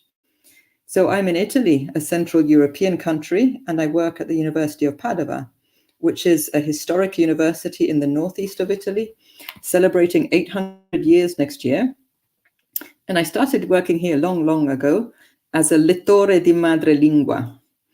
They used to have these positions as on my mother tongue status, and that's another narrative I might tell later. Then I became a researcher, and though my official discipline is lingua inglese e traduzione, my research has been more about online language and intercultural learning. Since 2006, I've been at the Dipartimento di Scienze Politiche, Giuridiche e Studi Internazionali, where I collaborate with several colleagues, in particular Claudia Padovani, in the organization of a winter school, or School for All Seasons, which is how I've built connections with colleagues in Brazil, Lidmário de Souza, Juliana Martinez, and also Juliana, Guilherme, Camila, Layene, and João. You were at the last winter school. And I totally agree with what Mignolo said. Summer or winter schools are wonderful opportunities in universities to break the molds of how we normally do education. And then I also put some photos of demonstrations and solidarity movements in Italy and Padova and the Mediterranean. And so next slide. And this is because I'm deeply concerned by the fact that Europe has decided to turn the Mediterranean into a graveyard instead of a place in which civilizations meet and encourage the free movement of people. As Alessandra Sciurba, the president of the Mediterranean Platform, has said, this cemetery is supported by technologies which Paola Zaccaria, an Italian scholar, describes as virtual forms of power and control that are being exercised over human bodies, especially migrant bodies. This power is exerted through new, often technological, immaterial forms of boundaries, such as the radars used to stop the departures of boats or detect their presence in the seawaters, or the digital fingerprints used to identify illegals without ID cards. Human bodies are thus confronted with the new faces of colonialism and imperialism, which, although through different technologies, still make use of the panopticon regime of surveillance described by Foucault. Italy is known for its history and artworks, but it also has a strong history of social movements, which draw very much on the work of social movements in America. And much of my unlearning and expanding my ecology of knowledges has come through my contact with these groups in Padova and engagement with decolonial scholars such as yourselves. I admit I do feel imposter syndrome, or to use João's metaphor, I feel like I'm still upcycling my outfit, as it's so hard to shake off the habits of the mind that we're educated into. As an English teacher, I'm concerned not so much about the spread of English per se, but about the ways in which English is being used by those in power, by the ideologies of language and regimes of coloniality that are imposed through standards of language, which are being reinforced by technologies. And they're being used for gatekeeping, not only for entrance to Anglophone countries and institutions, but increasingly for students and academics who want to enter in non-Anglophone countries like Italy, where British or American standards of language have little to do or nothing to do with the English and the language ecology of the contexts where they will be. Next slide. So we'll look at the use of technologies, above all in education, language teaching and testing, and how they're being used to reinforce coloniality in ways that are perhaps not so different from what Paola Zaccaria described regarding the Mediterranean. But also, I hope to have time to imagine how we might also use technologies to interrupt coloniality in our universities and schools. I'll start by making reference to the pandemic and the current situation, as I think it's important to situate this talk temporally, as COVID has disrupted our life, our education, as many of you have mentioned, and it's certainly accelerated the mainstream adoption of technologies in our institutions. And as I think Mignolo said, the pandemic accelerated the change of era, and now is the time when institutions, at least here in Europe, are making decisions about how we will continue to use technology, but very often without engaging teachers or students in discussions about how and why they are used. And how and why they are used is very important. So change slide. So for a few months, people of privilege on the visible side of the abyssal line felt what it was like to not be able to move freely, to not to be able to leave their homes, towns, countries, even to see their loved ones before they die. This has long been a reality for millions in the world who are constrained by work, finances, family, political situations, and visa regimes. But we were not, and still are not, in the same boat at all. When we think of confinement, living spaces, access to water, healthcare, equipment, and access to vaccines, we have people in the UK and Italy now being offered their third doses of vaccines, and in some countries, barely 3% of the population have had their first. Inequalities have been exacerbated by the pandemic in all areas of life, but I'll focus about the impact of COVID on education. Next slide. So there were inequalities in access to education, and this impacted underserved communities and women the most. There was also, of course, uneven access to online education due to lack of connections, devices, and spaces to connect from. The pandemic led to physical distancing of people, which for many students and also teachers has meant strong feelings of loneliness and isolation from families, colleagues, friends, and peers. And this has led to a dramatic increase in issues related to mental health. And I know in Europe, we're seeing this very much today. And though as language teachers, I think many of us know how to foster social proximity through relational pedagogies, and even online, this doesn't seem to have been happening much in higher education overall. Rather than focusing on care for teachers and for students and for our planet, universities have been investing in what Evgeny Morozov calls technological solutionism and following the neoliberal drive for efficiency and profit. Change slide. Technological solutionism is an endemic ideology that recasts complex social phenomena like politics, public health, education, and law enforcement as neatly defined problems with definite computable solutions, or as transparent and self-evident processes that can be easily optimized if only the right algorithms are in place. Morozov argues that this drive to eradicate imperfection and make everything efficient leads ultimately to an algorithmic-driven world where Silicon Valley, rather than elected governments, determines the shape of the future. Next slide. Universities and corporations in the global north are indeed reimagining education. COVID-19 has been treated as an opportunity to capitalize on the sudden rise in the use of technologies in education. Financial support and political advocacy for EdTech solutions to school and university closures during the pandemic were provided by tech philanthropists such as the Gates Foundation and Chan Zuckerberg Initiative. Google and Microsoft have become partners of the Global Education Coalition.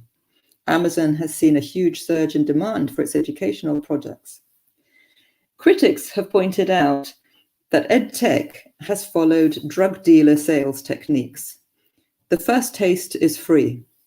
So they gave us free solutions for a few months. And then, next slide. Akil Mbembe, the Cameroonian scholar, said that colonization is going on when we're surrounded by so-called smart devices that constantly watch us and record us, harvesting vast quantities of data, or when every activity is captured by sensors and cameras embedded within them. And Naomi Klein, the Canadian journalist and activist famous for the shock doctrine, has recently written about the virus tech shock doctrine and the future it holds. It's a future in which our every move, word, relationship is trackable, traceable, data mineable by unprecedented collaborations between government and tech giants. Next slide. And it has led to a massive acceleration in the uptake of technology and a surge in venture capital in EdTech.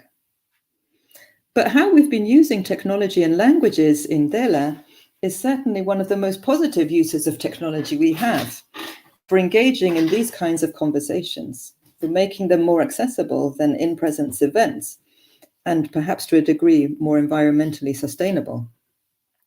But I'll just focus a little bit more on the darker side and how coloniality, supported by technologies and processes, next slide, which, no surprise, have been developed predominantly by white Western men.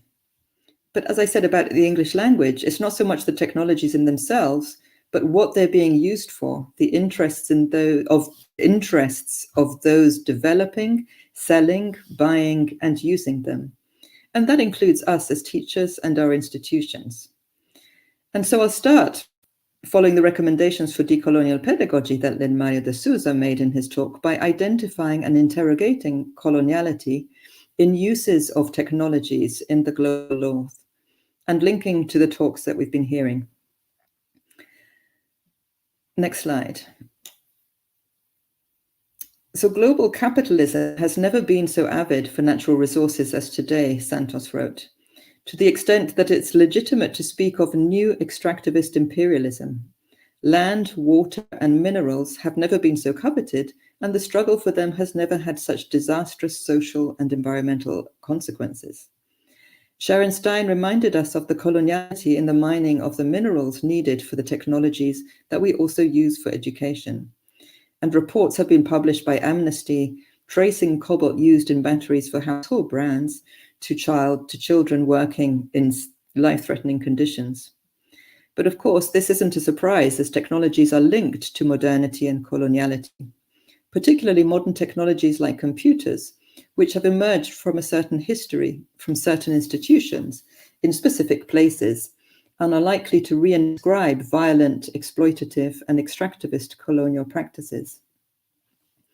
Learning from the literature on coloniality, I've understood the importance of looking at the histories, something that was strongly lacking in my UK education, the only European country where you can still today choose to stop studying history at the age of 14. So English, maths, and science are compulsory subjects. Humanities and foreign languages are optional.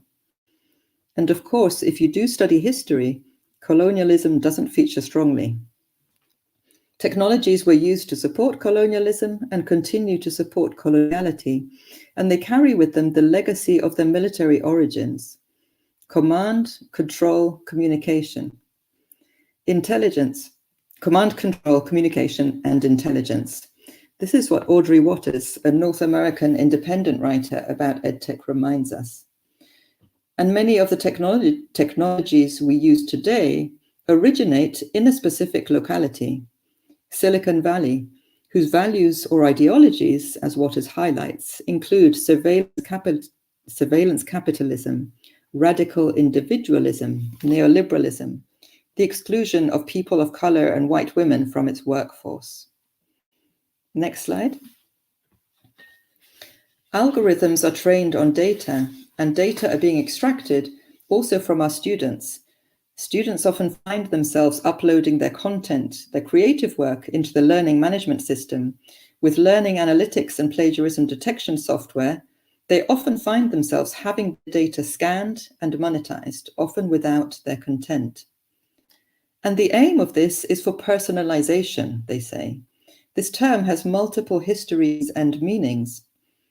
Online personalization is how we are convinced to take certain actions, buy certain products, click on certain buttons, see certain information. Personalization is facilitated by the pervasive collection of data, which is used to profile and segment us. We enable this both by creating so much data, often unwittingly, and surrendering so much data, often voluntarily, when we use new digital technologies, the personal computer and such. And as she says, will we have any semblance of collective justice in a personalized, algorithmically driven world? And this is what our universities are doing. We're focusing on the individualism, personalization. Next slide. Here in DELA, we've been talking about other aspects of coloniality in relation to language and applied linguistics. And so the naming and describing of languages has its root in colonialism, as Gabriella Verionelli reminded us, as do monolingual ideologies. Computer technologies have been designed to condition us to conceive languages as closed systems, belonging to certain peoples or countries, considering the mixture between them as something negative. Think about when we use tools such as word processors. They make us choose which language and underline words that are in a different language if we want to use a spell checker. The formatting of texts when we try to combine languages with Roman and non-Roman scripts is very challenging and often produces scrambled texts. Our mobile phones compel us to choose a single language if we want to use the autocomplete, and often correct or nudge us to stop mixing languages, or to stop using language and punctuation creatively, as apparently older people do, not younger people. The design of user interfaces dictates monolingual interactions, forcing users into mutually exclusive linguistic practices. As Pérez Quiñones and Carl Salas point out, translanguage in open communication is much more fluid than change settings in the user interface. And this isn't due to the nature of the technologies themselves, but to the ideologies and practices of the developers. Next slide. Santos's concept of ecology of knowledges was mentioned in many of the talks, and Juliana talked about this with reference to internationalization of higher education. And though technology offers us the possibility of coming into contact with people and knowledges from across the globe, what's actually happening is that in education, as in many other spheres, we're seeing a strengthening of the monoculture of Eurocentric knowledge. Juliana talked about the hegemonic notions and modes of knowledge production and how European culture disqualifies the knowledge of the majority of the world. She looked at hegemonic globalization and how universities are adjusting to global capitalism, which has increased the international market for higher education, reinforcing epistemic racism and Western values. Indeed, Western universities, often in collusion with edtech industries, are contributing to this global monoculture of Eurocentric knowledges. An article in the online magazine Education Technology, the trusted voice of ICT in education, seemingly writing from nowhere, reported that the pandemic has accelerated the world's digital transition, increasing appetites for online learning and causing a surge in the market for massive open online courses. Taskeen Adam, a South African scholar who researches edtech projects in sub-Saharan Africa, highlights the negative impact of digital neocolonialism through Western MOOC platforms, which overshadow marginalized knowledges and frame disruptive technologies as the savior. These exemplify Freire's banking model of education. They are largely unidirectional, providing content, quizzes, perhaps some forums for interaction between peers. Knowledge of predefined learning objectives is assessed predominantly through automated grading. North America is the leader of the global MOOC industry. The most popular ex-MOOC platforms originate from elite institutions or from Silicon Valley corporations, as you can see. Education publishers like Pearson are also seeing profits increase post-pandemic as they move to online learning, claiming to support busy teachers who don't have time to make their own materials, though of course increasing their profits is their priority. Online education, once the domain of open universities in Europe, which originally served working students, has now been discovered by the more traditional institutions as a way of drawing more international students to their universities, increasing their profits without necessarily having to allow them in through their borders. Next slide. We do have more open sources of knowledge, like Wikipedia, a platform that anyone can contribute to. But does this represent an ecology of knowledges? Wikipedia actually is interesting as a proxy for global knowledge production. Though anybody can edit Wikipedia, as Vrana Sengupta and Butterse from the activist group Whose Knowledge point out, only 20% of the world, primarily white male editors from North America and Europe, edits 80% of Wikipedia. 75% of those online are from the global south, but there are more articles written about Antarctica than most countries in Africa, and many in Latin America and Asia. Less than 1/4 of all Wikipedia biographies today represent women in nearly every language version. Next slide. Another theme that we've talked about during DELA has been assessment, and Camilla talked to us about how the symbolic and ritualistic power of evaluation is permeated by colonial and structuralist epistemologies. High-stakes ELT assessment is a massive industry. For example, the cost of just a TOEFL test ranges from $180 to $295, depending on where you're taking it. But this difference in price doesn't take account for the different worth of currencies. For example, in Syria today, the cost of the test is equivalent to 6 months' salary of a librarian, if we consider the current exchange rate. With a view to maximizing efficiency, most online exams, including essays, are marked by computers. And research has shown us that these systems can be fooled by nonsense essays with sophisticated vocabulary. So apart from what to me is the horrific idea that we might be teaching students to spend their time writing for nobody, but also what is emerging now is how these artificial intelligence systems not only perpetuate, but they amplify bias against certain demographic groups. Essay scoring engines don't actually analyze the quality of writing. They're trained on sets of hundreds of example essays, data gathered from our students, to recognize patterns that correlate with higher or lower human-assigned grades, usually native speaker assigned grades. They then predict what a score a human would assign the essay based on those patterns. Next slide. Speech recognition systems are also used for spoken tests, and this is a growing area of research for testing organizations. But again, across the board, the standard data used to train speech recognition technologies are predominantly white. By using narrow speech corpora, systems exclude accents and other ways of speaking that have unique linguistic features. And next slide. For online tests, algorithmic proctoring systems use face detection and facial recognition. And again, as is becoming increasingly well known, facial recognition software has shown a consistent inability to identify people with darker skin. Facial recognition literally encodes the invisibility of Black people. And it also has a terrible history with gender.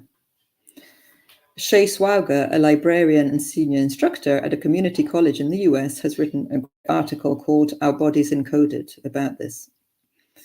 And yet colleges and universities require students to let companies record their bodies and collect this biometric data which the companies then use to refine their products and sell back to universities. And so this, as again Shay Swauger highlights, is a clear example of surveillance capitalism in education and another form of extractivism. Next slide. The impact on human lives of these testing regimes and their misuses of technology and artificial intelligence can be dramatic. In the UK a few years ago, there was the English language testing scandal in relation to the TOEIC test. And the scandal has been going on for years, since 2014.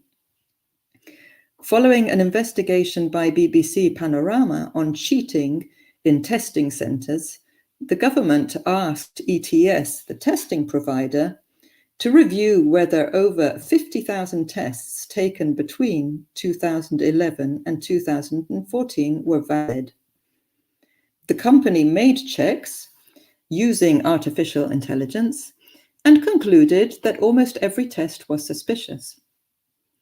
The government revoked the visas of those accused of cheating. Over 1,000 students had to abandon their studies. They were deported. Hundreds were held in detention centers. They lost their tuition fees. They couldn't graduate or find jobs, and they were stigmatized by their families at home. So many didn't go home. Some of those who could afford it had spent thousands of pounds on legal fees. Others have attempted suicide. Many have issues on mental health. The Guardian newspaper has a series of articles on this scandal. So here we can see how language tests are being used to reinforce colonial ideologies in multiple ways. Technology is used for efficiency and to cut the costs of human graders and dehumanize test takers. Responsibility is being deferred to computers and algorithms. Language tests are being used to reinforce border regimes and keep people out of our Western fortresses. The pandemic offered us a chance to rethink the way we assess students, and I believe it should have alerted us to the importance of care and the well-being of students And as I said before, what has really struck me in all of the talks in DELA has been the emphasis on community, on care, on creativity, on learning. Roxana talked about vulnerability and care in PhD supervision. But here, what Western institutions and technology are looking at is plagiarism and using technology to do this. Camilla talked about portfolio and other forms of assessment, and Roxana and Julma talked about stories. We've talked about language and education about the earth. This isn't what has been happening. In a lot of universities in the global north, there has been a focus not on vulnerability or care or community, but this idea of academic integrity and the positioning of students as cheats. And here, in the next slide, this is an email that I just got in a mailbox the other day from Oxford and Epigeum, which maybe is a new company looking at online teaching technology. And again, they're just positioning students as cheats. And they talk about global collaboration, and their idea of global collaboration is universities which partner with them to use their products. And so this, I found, is very problematic. All of these uses of technology in language education and testing regimes reflects the hegemonic form of globalization, which builds on and maintains and amplifies, I would argue, established hierarchies. Sorry, next slide. Through this impetus for regulation. And it does so by establishing an abyssal line which separates what is considered to be of value on this side of the line from what is not, and is thus located on the other side of the line and invisibilized. Technologies are being used in education to extract student data, maintain asymmetric hierarchical relationships, to invisibilize and exclude whoever and whatever is located on the other side of the abyssal line. Next slide. But I don't want to end this wonderful conference on such a negative note. Some optimism is necessary, and this comes, in my view, from non-hegemonic forms of globalization. And you've shown many examples of these in the past 2 weeks in September and October. Next slide. Non-hegemonic globalization is exemplified by Santos with counter-hegemonic social movements and other forms of grassroots global exchanges characterized by collaboration and solidarity, which enact what he calls subaltern cosmopolitanism, aiming at the creation of South-South dialogues and networks for mutual benefit and emancipation, as opposed to liberal elite cosmopolitanism that emphasizes the individual. Remember, the personalized learning and the acquisition of social and cultural superiority through accumulation of symbolic capital. And here in the picture, you can see Iasonas, a Greek activist who coordinates the search and rescue operations for Mediterranean Saving Humans, a crowd-funded platform which operates not in terms of humanitarian aid, but in order to save ourselves, Europeans, or at least those Europeans who don't want to live in a white European fortress with a monoculture of Eurocentric knowledge and belief in our inherent superiority. Iasonas gave a fantastic talk to my students. And these are the people we can invite with technologies. Activists, next slide, have used also technology for crowdfunding ships and for coordinating a civil fleet of quite different realtà, which collaborate in monitoring activities to denounce what is happening and saving lives in the Mediterranean. They're replacing governments in their roles and responsibilities, but also showing us that there are enough people willing to fund and support a Europe that is not just a white fortress. Next slide. We have movements which started locally, the Black Lives Matter in the US, closer to home for me, Fridays for Future, and they have become global, connecting people on fundamental themes such as white supremacy, structural racism, the climate catastrophe. As many of you have also said, language education is also environmental education. And below in the picture, we have Decolonizza il tuo sguardo, which is the work of a colleague, Annalisa Frisina, a sociologist, who has been organizing educational tours of parts of Padova, looking at the signs, how they are based on Italian colonies in Libya and Africa. So I'm optimistic and inspired by these transnational and translingual collaborations and resistances. Next slide.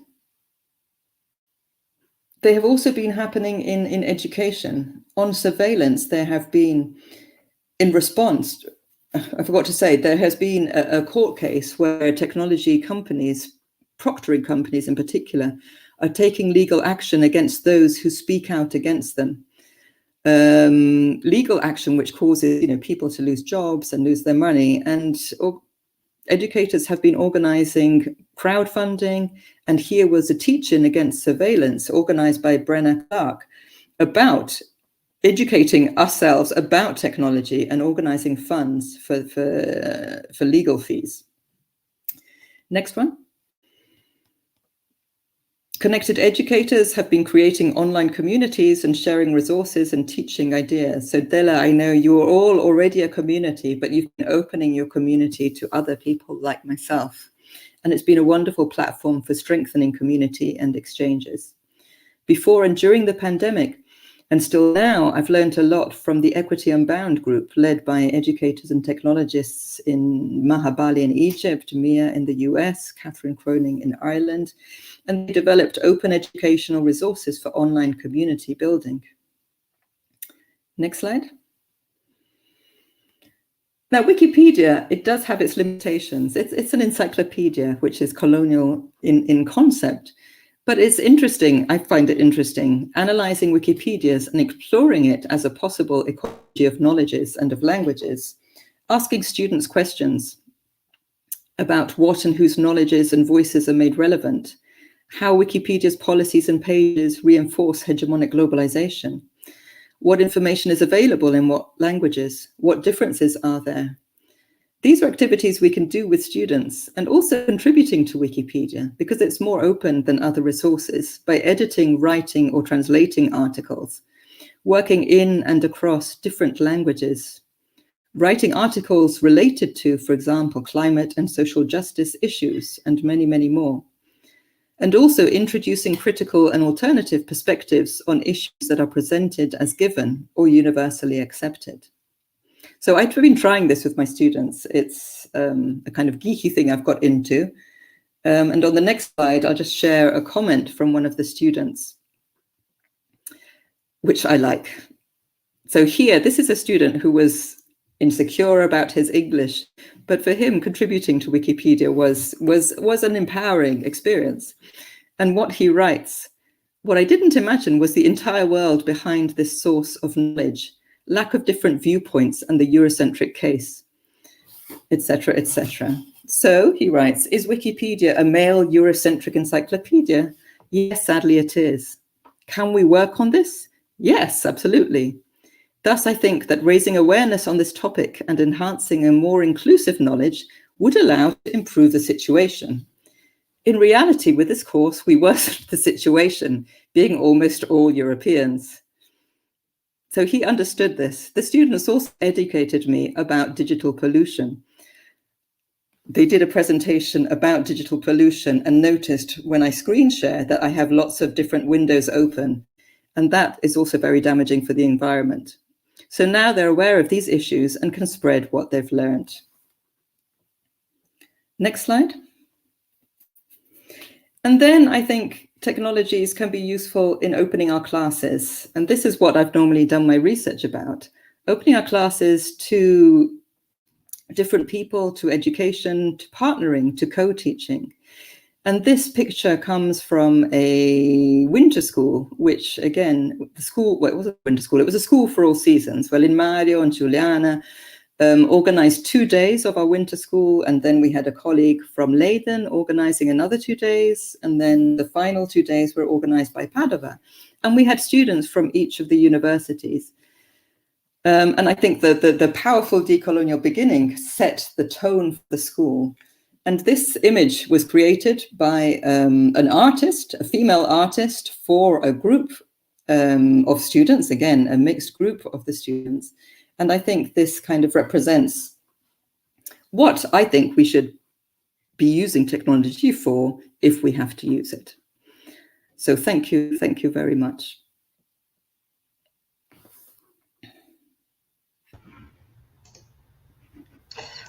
Well, thank you, Francesca.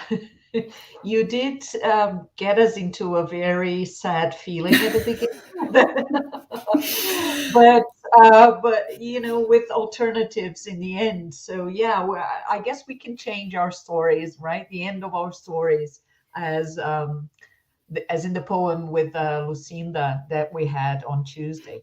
So thank you for this great talk. We're really glad to have you here, you know, generously sharing a little bit of your work and thoughts with us. As I told you before, I believe it nicely fits the kind of applied linguistics we have been, if not practicing, at least pushing forward here, which I think, you know, is decolonial, critical in many senses, socially engaged, multimodal, always political, sempre transgressiva, sempre indisciplinar. So thank you very much for that. Now let me call João. João, are you there and ready? Let me call João then to initiate the debate with you, while people, you know, in the chat get their thoughts together and manage to write down their questions and send it to us. So the floor is yours, João and Francesca. Thank you very much. Thank you, Clarissa. Thank you, Francesca. Let's do the same strategy then. Let's do this, like you started a little sad and then you end in a positive note. So let's start the debate in a positive note and then we get a little sad. Yes. No, don't end sad. No sad, okay, no sad. But angry. What about angry? Angry is a good feeling. Yeah. So first of all, I wrote some things here. So if I'm looking to the side, I'm looking to my other screen. But I want to first, of course, congratulate you, Francesca, and also thank you for your talk today. I think you did a brilliant job in connecting the dots and connecting the different moments we had in our interschool. And I think we couldn't ask for a better conclusion of the event. Besides from your talk, it was brilliant. I'm very happy to be here. And I just want to push, because I was listening to you talk about this positive aspects of technology and education and of this encounter. And the first time I got to see you talk, I don't even know if you know this, but the first time that I got to see you talk about the works you've been developing was in a discipline that was ministered by Professor Limário in USP. And I am a student from UFPR. I'm from Curitiba, USP is in São Paulo. So the only possible way for me to do the course was because of this remote teaching that we have been experiencing. So, you know, there is a connection there that I think it's I good. didn't know that. I didn't know, yeah, but I was there, I was listening to you talk. And then we had the experience, of course, of the winter school. And I always felt like fascinated about the fact that, like Clarissa said, Clarissa stole my words. I will charge her for that later. But you are the definition, yes, of applied linguistics, the critical applied linguistics that we want to do here. We should do more here, actually, that is engaged, that it's crossing the boundaries between disciplines, that has an activist modus operandi or an agenda, I don't know, behind. And I think it's brilliant, and I always love to see you talk. And I did a little stalk of you during the preparation for this moment. But what I couldn't find, and I was curious about, was this connection. What brings you to technology? What raises you this interest? Because I know that your master's was in TESOL, and then your PhD was in language and literature, yes. But technology, what was the connection there? What brought you here? Well, maybe because I did my MA online, actually. And so my dad was actually always into technology, and he liked the you know, he got a new computer, these kind of really old ones, and he was always trying to use technologies. And then I suppose going to live in Italy and living away from my family, and I started living in Italy when I was 21, and my family were in London. Then we didn't have, you know, cheap flights and things like that. So technology for me became a way of being in contact with my family. And then I just studied my MA online. And then as a teacher also, when I was, you know, we didn't have internet when I started working as a teacher. So I used to bring newspapers back, and I used to bring realia, as we used to call them. And I must admit, I was a EFL teacher style then. And then I started using technology for connecting students with other students. And I think the first connection I did was with Nicoletta, who is a teacher of Italian in the United States. And then after that, it was just nice. It gave, we used to have these video conferences in these funny rooms, because again, we didn't have internet then. And it was just made students feel like they were telling other people about themselves. So, you know, like what you were saying about, you know, like your uses of language. So they felt like they were using language to talk to other people. And for me, that's what really got me interested in using technology in language teaching, opportunities for students to speak to other students, because in Padova there was, in the language department where I was, there weren't any international students, and English wasn't really around them. I think that's changed a lot now. And just to add into this discussion, because I had no idea, but this transition, yes, because as teachers during this pandemic, we kind of had to forcefully learn how to deal with technology, even those that didn't have this familiarity that you had previously. As you were talking, you had this drive before the pandemic. And do you think that this has facilitated the way you transitioned to the, I don't think there was a easy way, yes, of course, to transition to this moment in which we are living. But do you think that there was an impact, there was a different approach, maybe a more critical approach? How do you feel about that? I mean, I suppose because I'd used technology so much before, then for me, it wasn't a problem to transition online, and we did have the tools to do it. Some students didn't have technologies, you know, and couldn't connect, and that was difficult. But I think what shocked me was that a lot of students said that it was the only lesson where they actually talked to people, and they just were so isolated. And a lot of people recorded lectures for them to listen to at home, or they would have live lectures, but they couldn't talk to each other and they weren't connecting. And it was, I don't know, I just found it tragic. It was just desperate for the students. And this whole thing about surveillance during that, after, you know, thinking about how to do exams, and you know, people doing these written exams and telling the students that they had to have a telephone pointing to, and my daughter did it in the bedroom too. So she had to have a telephone that was pointing at her as she was doing these tests, and to make sure, you know, that they weren't cheating, and all this negativity that they were trying to make us do with the students as well. And it's just carrying on. So I got very angry about that, and that's maybe where this talk came from. I see. I think it's interesting to make these connections now with you, because of course we teach in very different contexts. Yes, you are a university professor. I'm simply a language instructor. But I also felt this, and I also had this comment from my students where they would say that the language class for them was a moment where they could stop what was going on, come together with a group of people that they didn't met before, and really have these moments of talking to the other and building these connections and building friendships. And they even commented, how can we be establishing these care connections?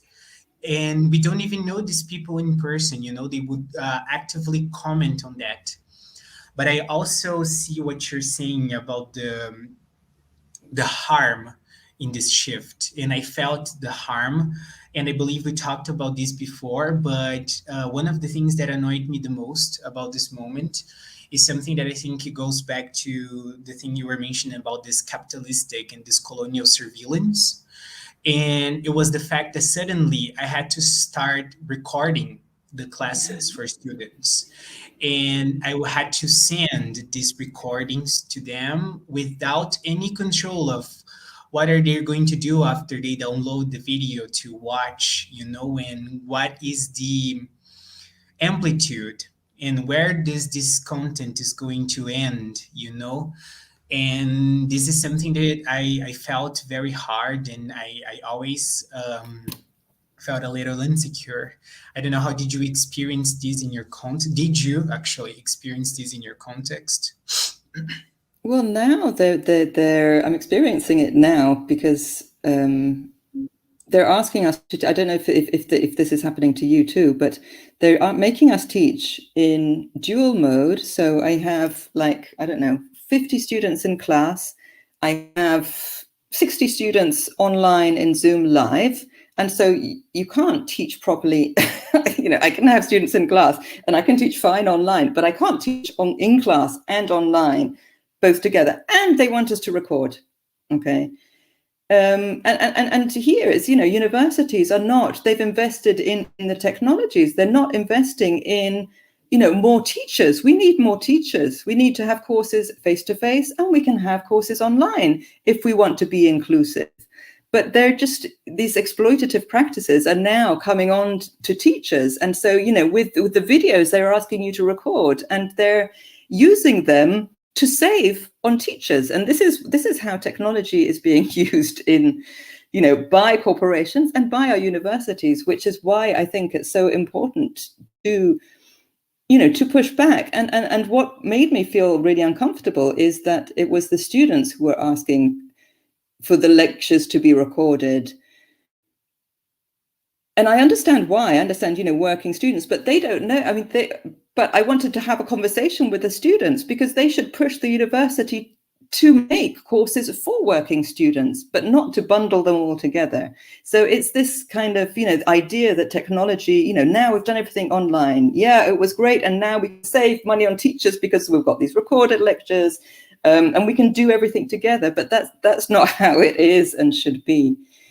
And then the other thing I wanted to say is what you were saying about language teachers. And I think language teachers now and activism have an important role in universities for creating spaces and talking to other teachers about how lessons can be collaborative. They don't have to be, unidirectional. And I think language teachers are in a particular place to do this. Yes, because it deeply connects us to our world, of course, conceptions and our language conceptions. Because if we think about language as a practice, what does it do? Sending a recording to a student. We don't know if the student is ever going to watch this recording. And what is the gain of just watching and not practicing in living and, doing exactly. The language? Very, very good points there. But I will leave to Clarice. I believe she has some questions for you. Yes? Yes, João. There are, again, lots of questions on the chat. So I'm going to call Denise. Denise, are you there? Can you join us with the questions from the chat? Thank you. Hello, Francesca and João. I'm back again. Hello. Thanks, Professor Francesca, for sharing such compelling ideas and debates. It's great to see your dialogue with the Brazilian researchers here. And thanks for decolonizing our eyes, in the words of Professor Limário. We have many questions here on the chat. You decolonized my eyes. It's completely the other way around. When Clarissa was talking about applied linguistics in Brazil, that we're looking, it's not the other way around for me. We do it together.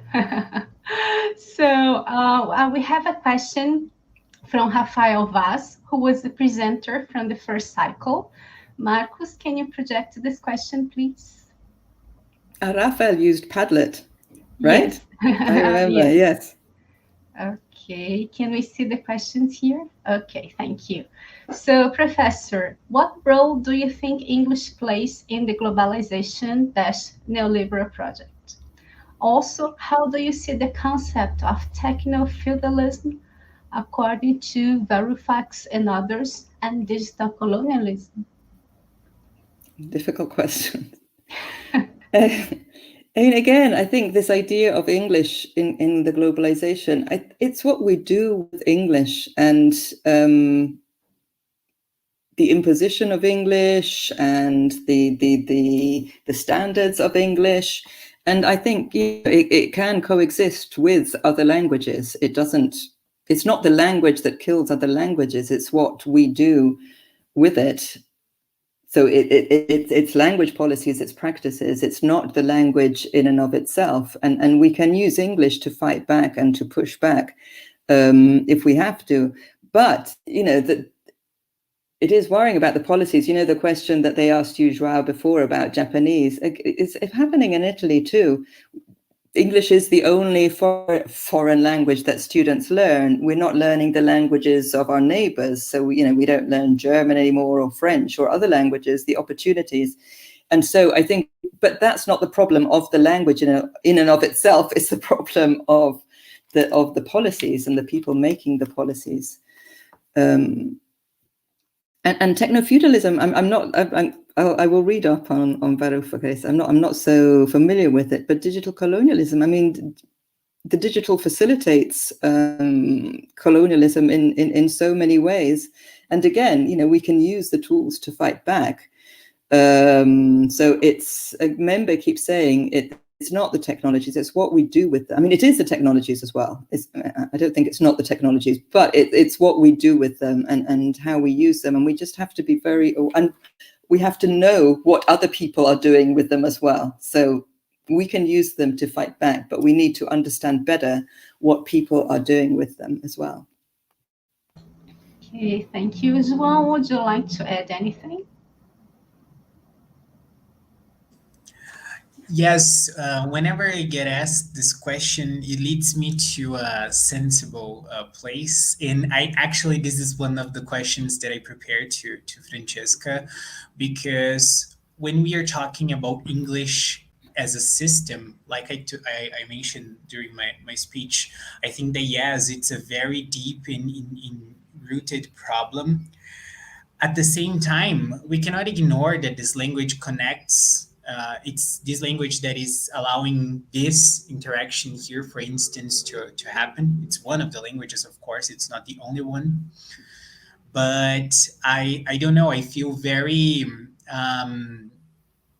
like I don't have enough answers for this thing in this moment. Like it's not something that is individual. It's not something that we can by ourselves find a solution. But what is the solution then? To not speak in English, to not have moments where we discuss decoloniality in English, or like Francesca said, to use really this language to to fight back and to put ourselves and to position ourselves, really. So I think that it is really a movement of, yes, thinking about this diversity, but also opening a little space, not a big space, not bigger than for the others, but also a space for English, because we have to. It's something that is out there. We cannot ignore the fact. We cannot push the problem under the carpet and then do nothing about it, So yeah, I don't know. It's what I have to comment on this. Thanks, João. We have another question from Camila House, one of the Brazilian researchers you've mentioned in these slides. So Camila is asking, Francesca, I think there are two parts in this question. Marcos, can you go back? Yeah, thank you. I see that some of my coworkers who started online teaching now worry about controlling students during evaluation because students shouldn't consult over materials while taking tests. I believe this is connected to the conceptions of knowledge and learning. How can teacher education help teachers not to become more agents of surveillance in teaching?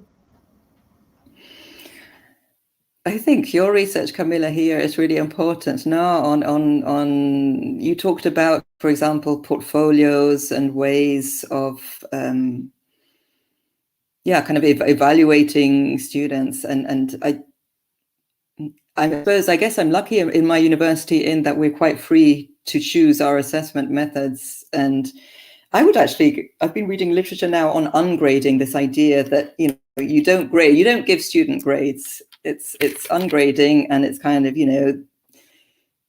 them mapping out their learning pathways. I think this problem with having to control and assess them. The problem is the tests, is the tests that are used. I mean, if you're asking questions that they can look on internet and find an answer, and that's what you consider as knowledge, then I mean, this is what the problem, arguments I have with colleagues, because they have these, they create multiple choice tests, and then obviously they don't want students to go onto internet because they'll find the answer straight away. But what are we evaluating there?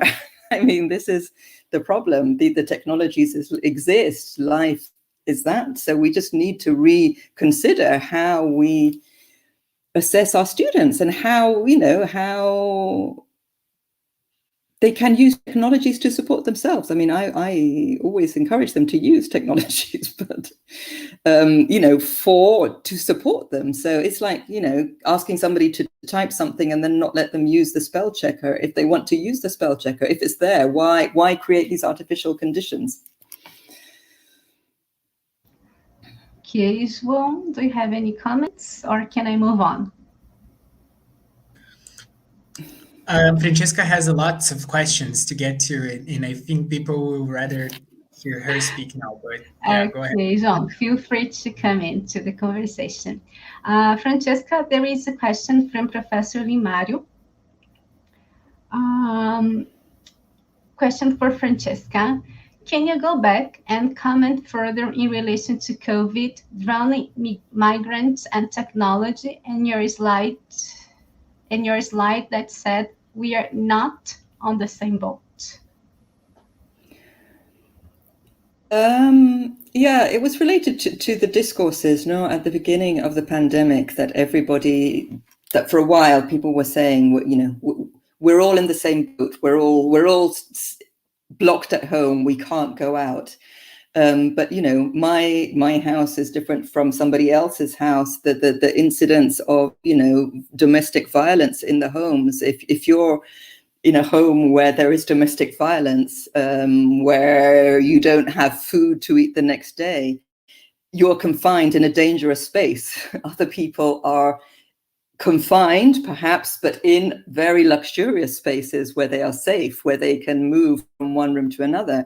In education, this was a problem for online learning. It wasn't necessarily, the access to the technologies, access to spaces where you could be on your own for classes. It could be, online learning is an equalizer, but, families don't have 5 computers if everybody is doing it at the same time. Or some families do, some people don't. So I think the idea, yes, we were all not allowed to move for a few months, but even when we were all stuck in these places, we were living in very different conditions. And I think that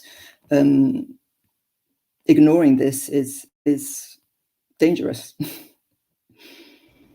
Okay, can we move on with the questions? So we have a question posed by Eric Chen. I'm glad to hear more about coloniality and the digital sphere. I think it's somewhat of a blind spot for many of us. Could you guys discuss a bit how digital literacy and media studies cover the debate? Now, João, you're invited to join us.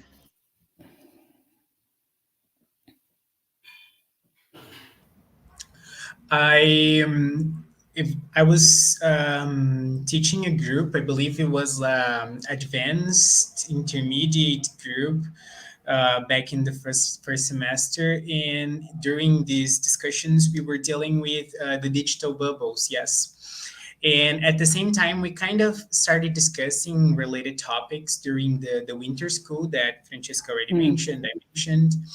And one of the colleagues, the friends that I made during the winter school, he was very strong in his positioning that the bubbles didn't control the way we behaved and the way we thought. And I was like, really? They didn't control? And he was someone that was engaged with these topics and discussing these ideas. So I think that this matter of digital literacy, it's something very important that we don't talk about. I graduated in Letras in 2019, and there is not a single mention of this topic during the course.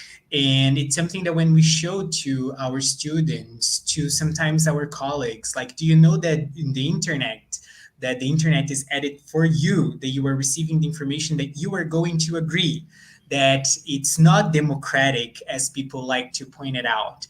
They get very surprised. And when you show like the TED Talk, Peretzer, I guess, the guy, people get blown away. And I think that this is a very important discussion. I think that it could really enhance the debate, but we are not doing enough. I think we started doing around the pandemic and so on, but more in relations, at least in my scenario, yes, in my locality, in the idea of accessibility and so on, but we didn't talk much about the dangers and the intricacies of that. I don't know, Francesca is the specialist here. I'm just...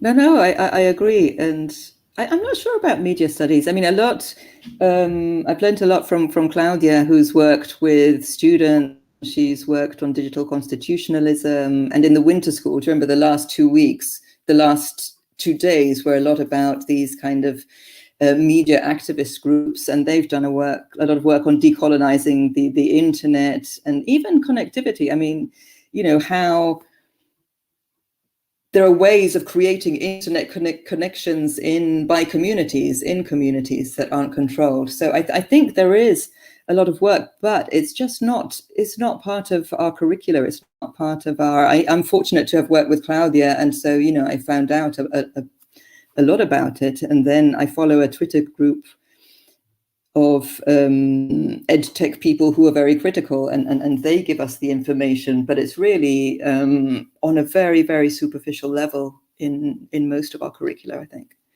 even in media studies. Okay, thank you, João and Francesca. We have a question from Professor Poliana Milan. It's in Portuguese.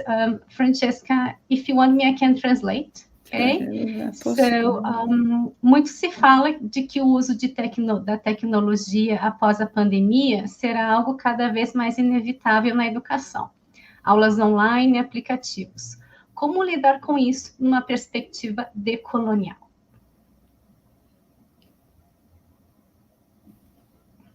See, it's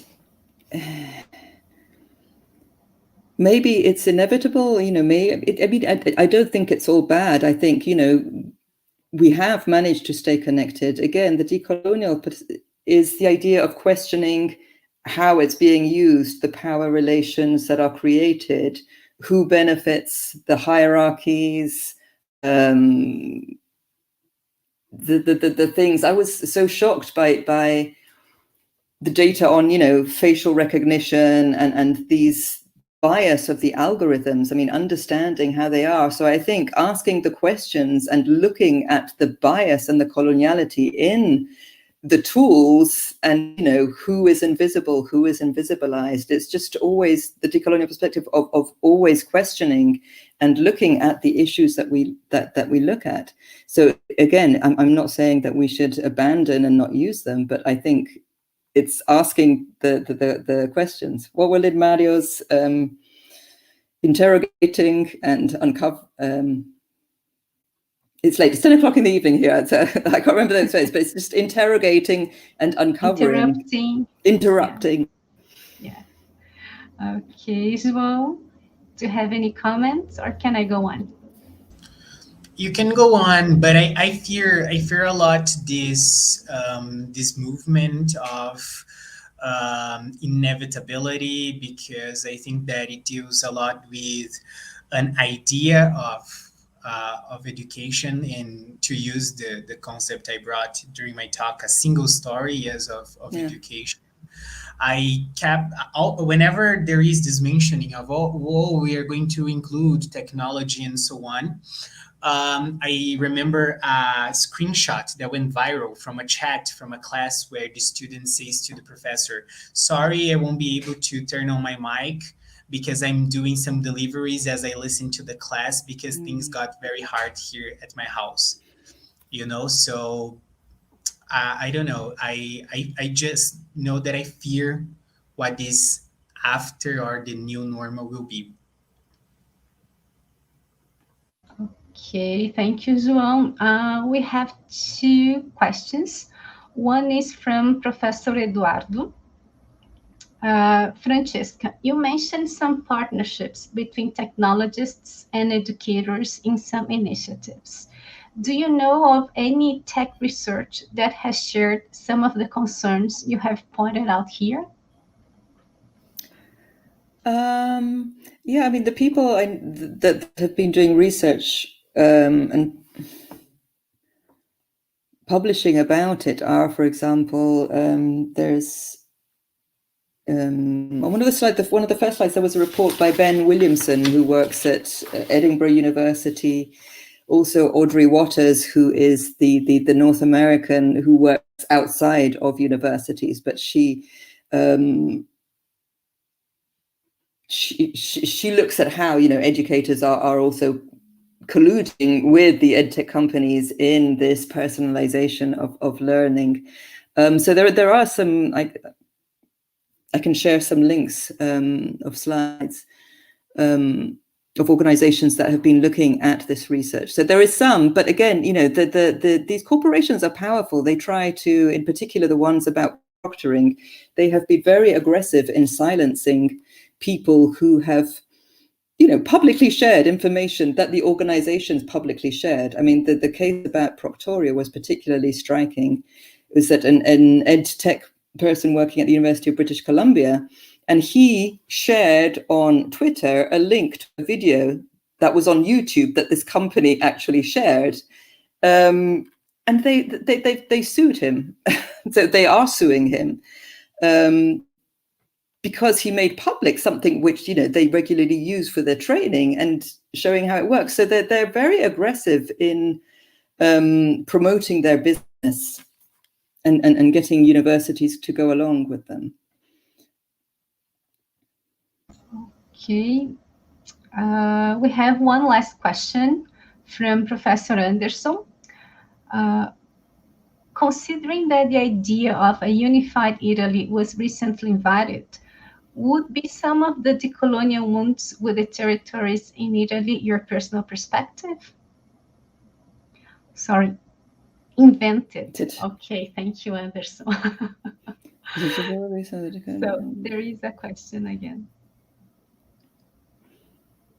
Well, they are. I mean, in Italy, there are many colonial wounds. In the north, we have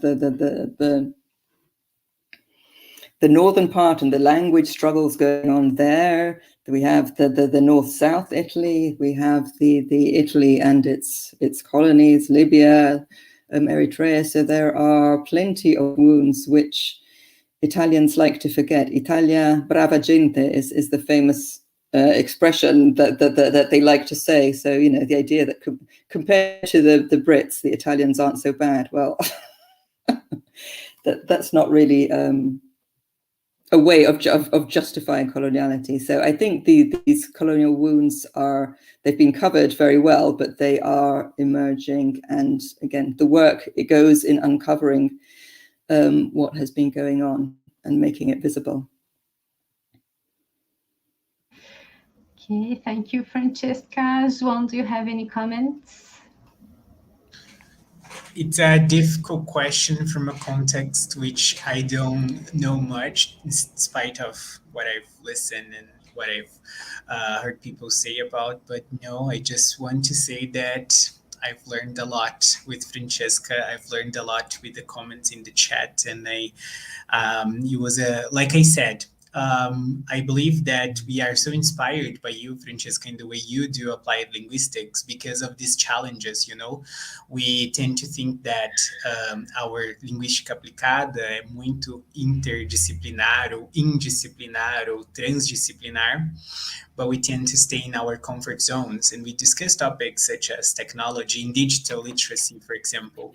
We don't include these topics in our curricula because sometimes we don't feel, kind of in a colonial way, we don't feel legitimatized to talk about these things, you know, and it was very nice to have this experience.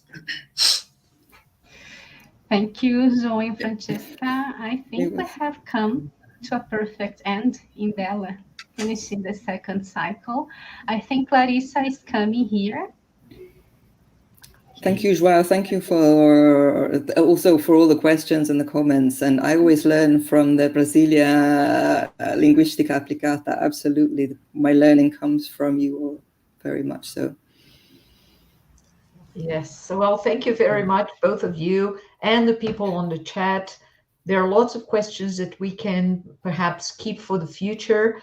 I realized that some people were saying that they like to print the chat so that they can go over the questions later on and think of their own answers to that. So I think that's a very interesting learning practice that came up on the chat. So thank you, both of you, for this afternoon. It was a brilliant way for us to finish our DELA.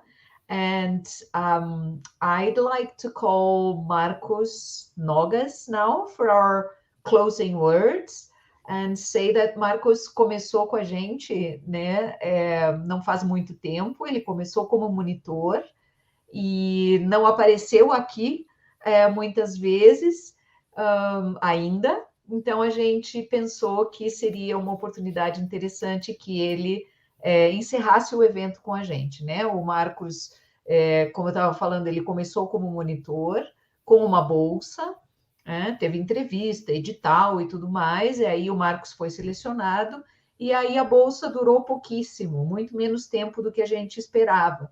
E o Marcos se colocou numa posição muito delaniana, ou seja, ele disse, não, agora vocês me cativaram, eu vou ficar aqui com vocês até o mais amargo fim. E aí o Marcos ficou com a gente até este doce fim que está acontecendo agora, que vai acontecer agora, né? Então, o DELA não teria sido o mesmo sem essa comissão maravilhosa, sempre pronta para ajudar, sem os nossos convidados internos e externos, sem esse público maravilhoso que nos provoca com questões, com reclamações, com protestos, né? Como disse o João, nos tirando da zona de conforto, né? Nos desafiando sempre. Nós estamos muito agradecidos, achamos que o resultado final do DELA foi ótimo, pelo menos para nós, para o nosso crescimento, para o nosso contato, né? Com vocês todos. E assim, também, obviamente, o DELA não teria sido o mesmo sem o Marcos. Então, acho que agora a gente se retira e passa a palavra e a tela para o Marcos. Certo, Marcos? Do jump in, please.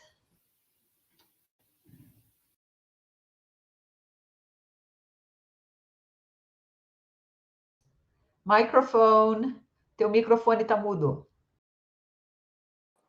Já comecei com fiasco, viram só, né? Boa tarde, gente. Já contaram aí, então, a história da minha vida. E vamos lá, então, né? Temos que terminar. Então, terminemos, né? É uma coisa triste, mas também é legal, porque é um recomeço, na verdade, né? Então, daquilo que aprendi. Sempre gostei de aprender matemática, geometria, física, geografia, biologia, outros idiomas, e por um átimo até achei que estava próximo de saber o todo de alguns desses assuntos. Levou anos até que eu aprendesse que a única constância garantida é a da impermanência. Hoje eu tenho uma ideia melhor da infinda profundidade do oceano de ignorância onde estou contido. E o universo não é gentil em sua contínua tarefa de me lembrar disso. Ainda assim, sigo aprendendo. Mesmo que cada passo em direção a uma situação de menor ignorância sirva apenas para amplificar a certeza de que essa ignorância apenas aumenta. Cada saber que conquisto me dá uma nova percepção de mim próprio, e essa percepção se desdobra em incontáveis novos horizontes, fervilhantes de novos saberes. E em cada um desses horizontes, uma infinidade de outros saberes possíveis se apresenta. Posso responder ao chamado dessas novas possibilidades, ou posso concluir que aqui onde cheguei já é o bastante. Algumas semanas atrás, quando resolvi aprender sobre essa tal decolonialidade, que não tem nem no Aurélio nem no Roais, assim como, curiosamente, também não tem em nenhum dos dois a tal colonialidade, que já me daria uma luz, logo imaginei que minha ignorância seria expandida. Mas não fazia ideia de que essa expansão levaria os limites dessa ignorância anos-luz além do ponto onde previamente terminava. E sim, ainda sou ingênuo a ponto de achar que minha ignorância tem limites.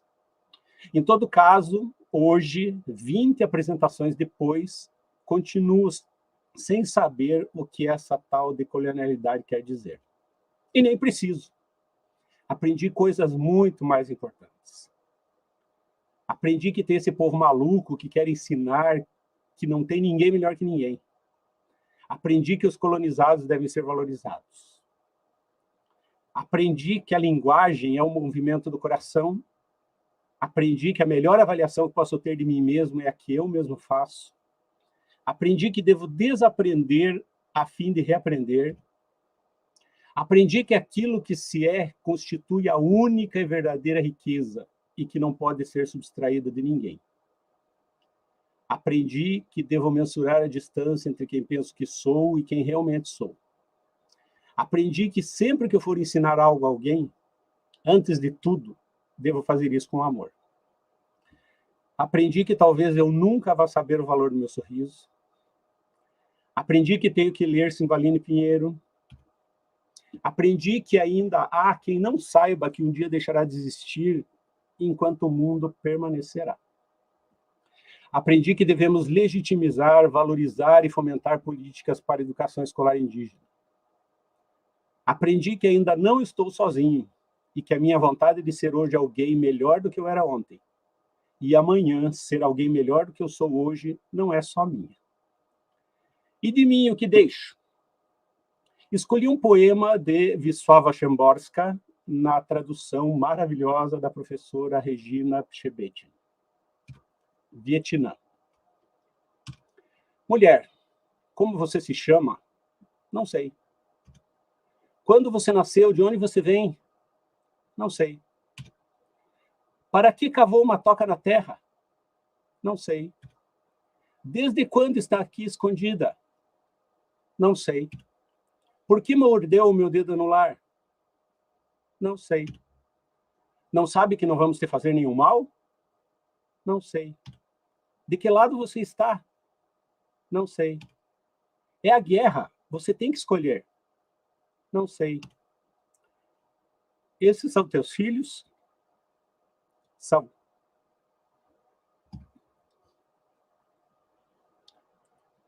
Então, eu queria convidar os meus colegas, atrevimento chamado de colegas, e dizer obrigado, Adriana, obrigado, Clarissa, obrigado, Denise, obrigado, Ana Paula, obrigado, Felipe, obrigado, Eduardo. Foi muito lindo. E para todo mundo, tchau e até a próxima. Aguardem que a gente não vai parar por aqui. Vai ter mais.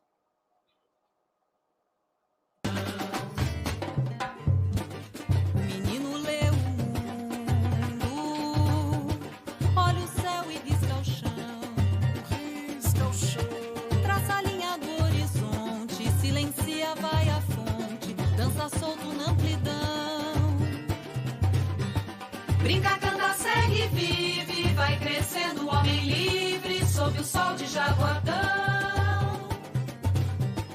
No Recife se fez mestre, em Angicos ele acende um farol que vai bem fundo, uma luz feita pro mundo de uma nova educação.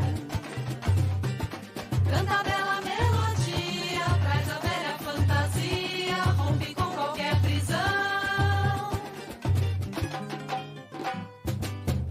Sua voz se faz canção, seu olhar abre horizontes, guarda a força da semente, vive o mestre em quem aprende, esperançar por esse chão.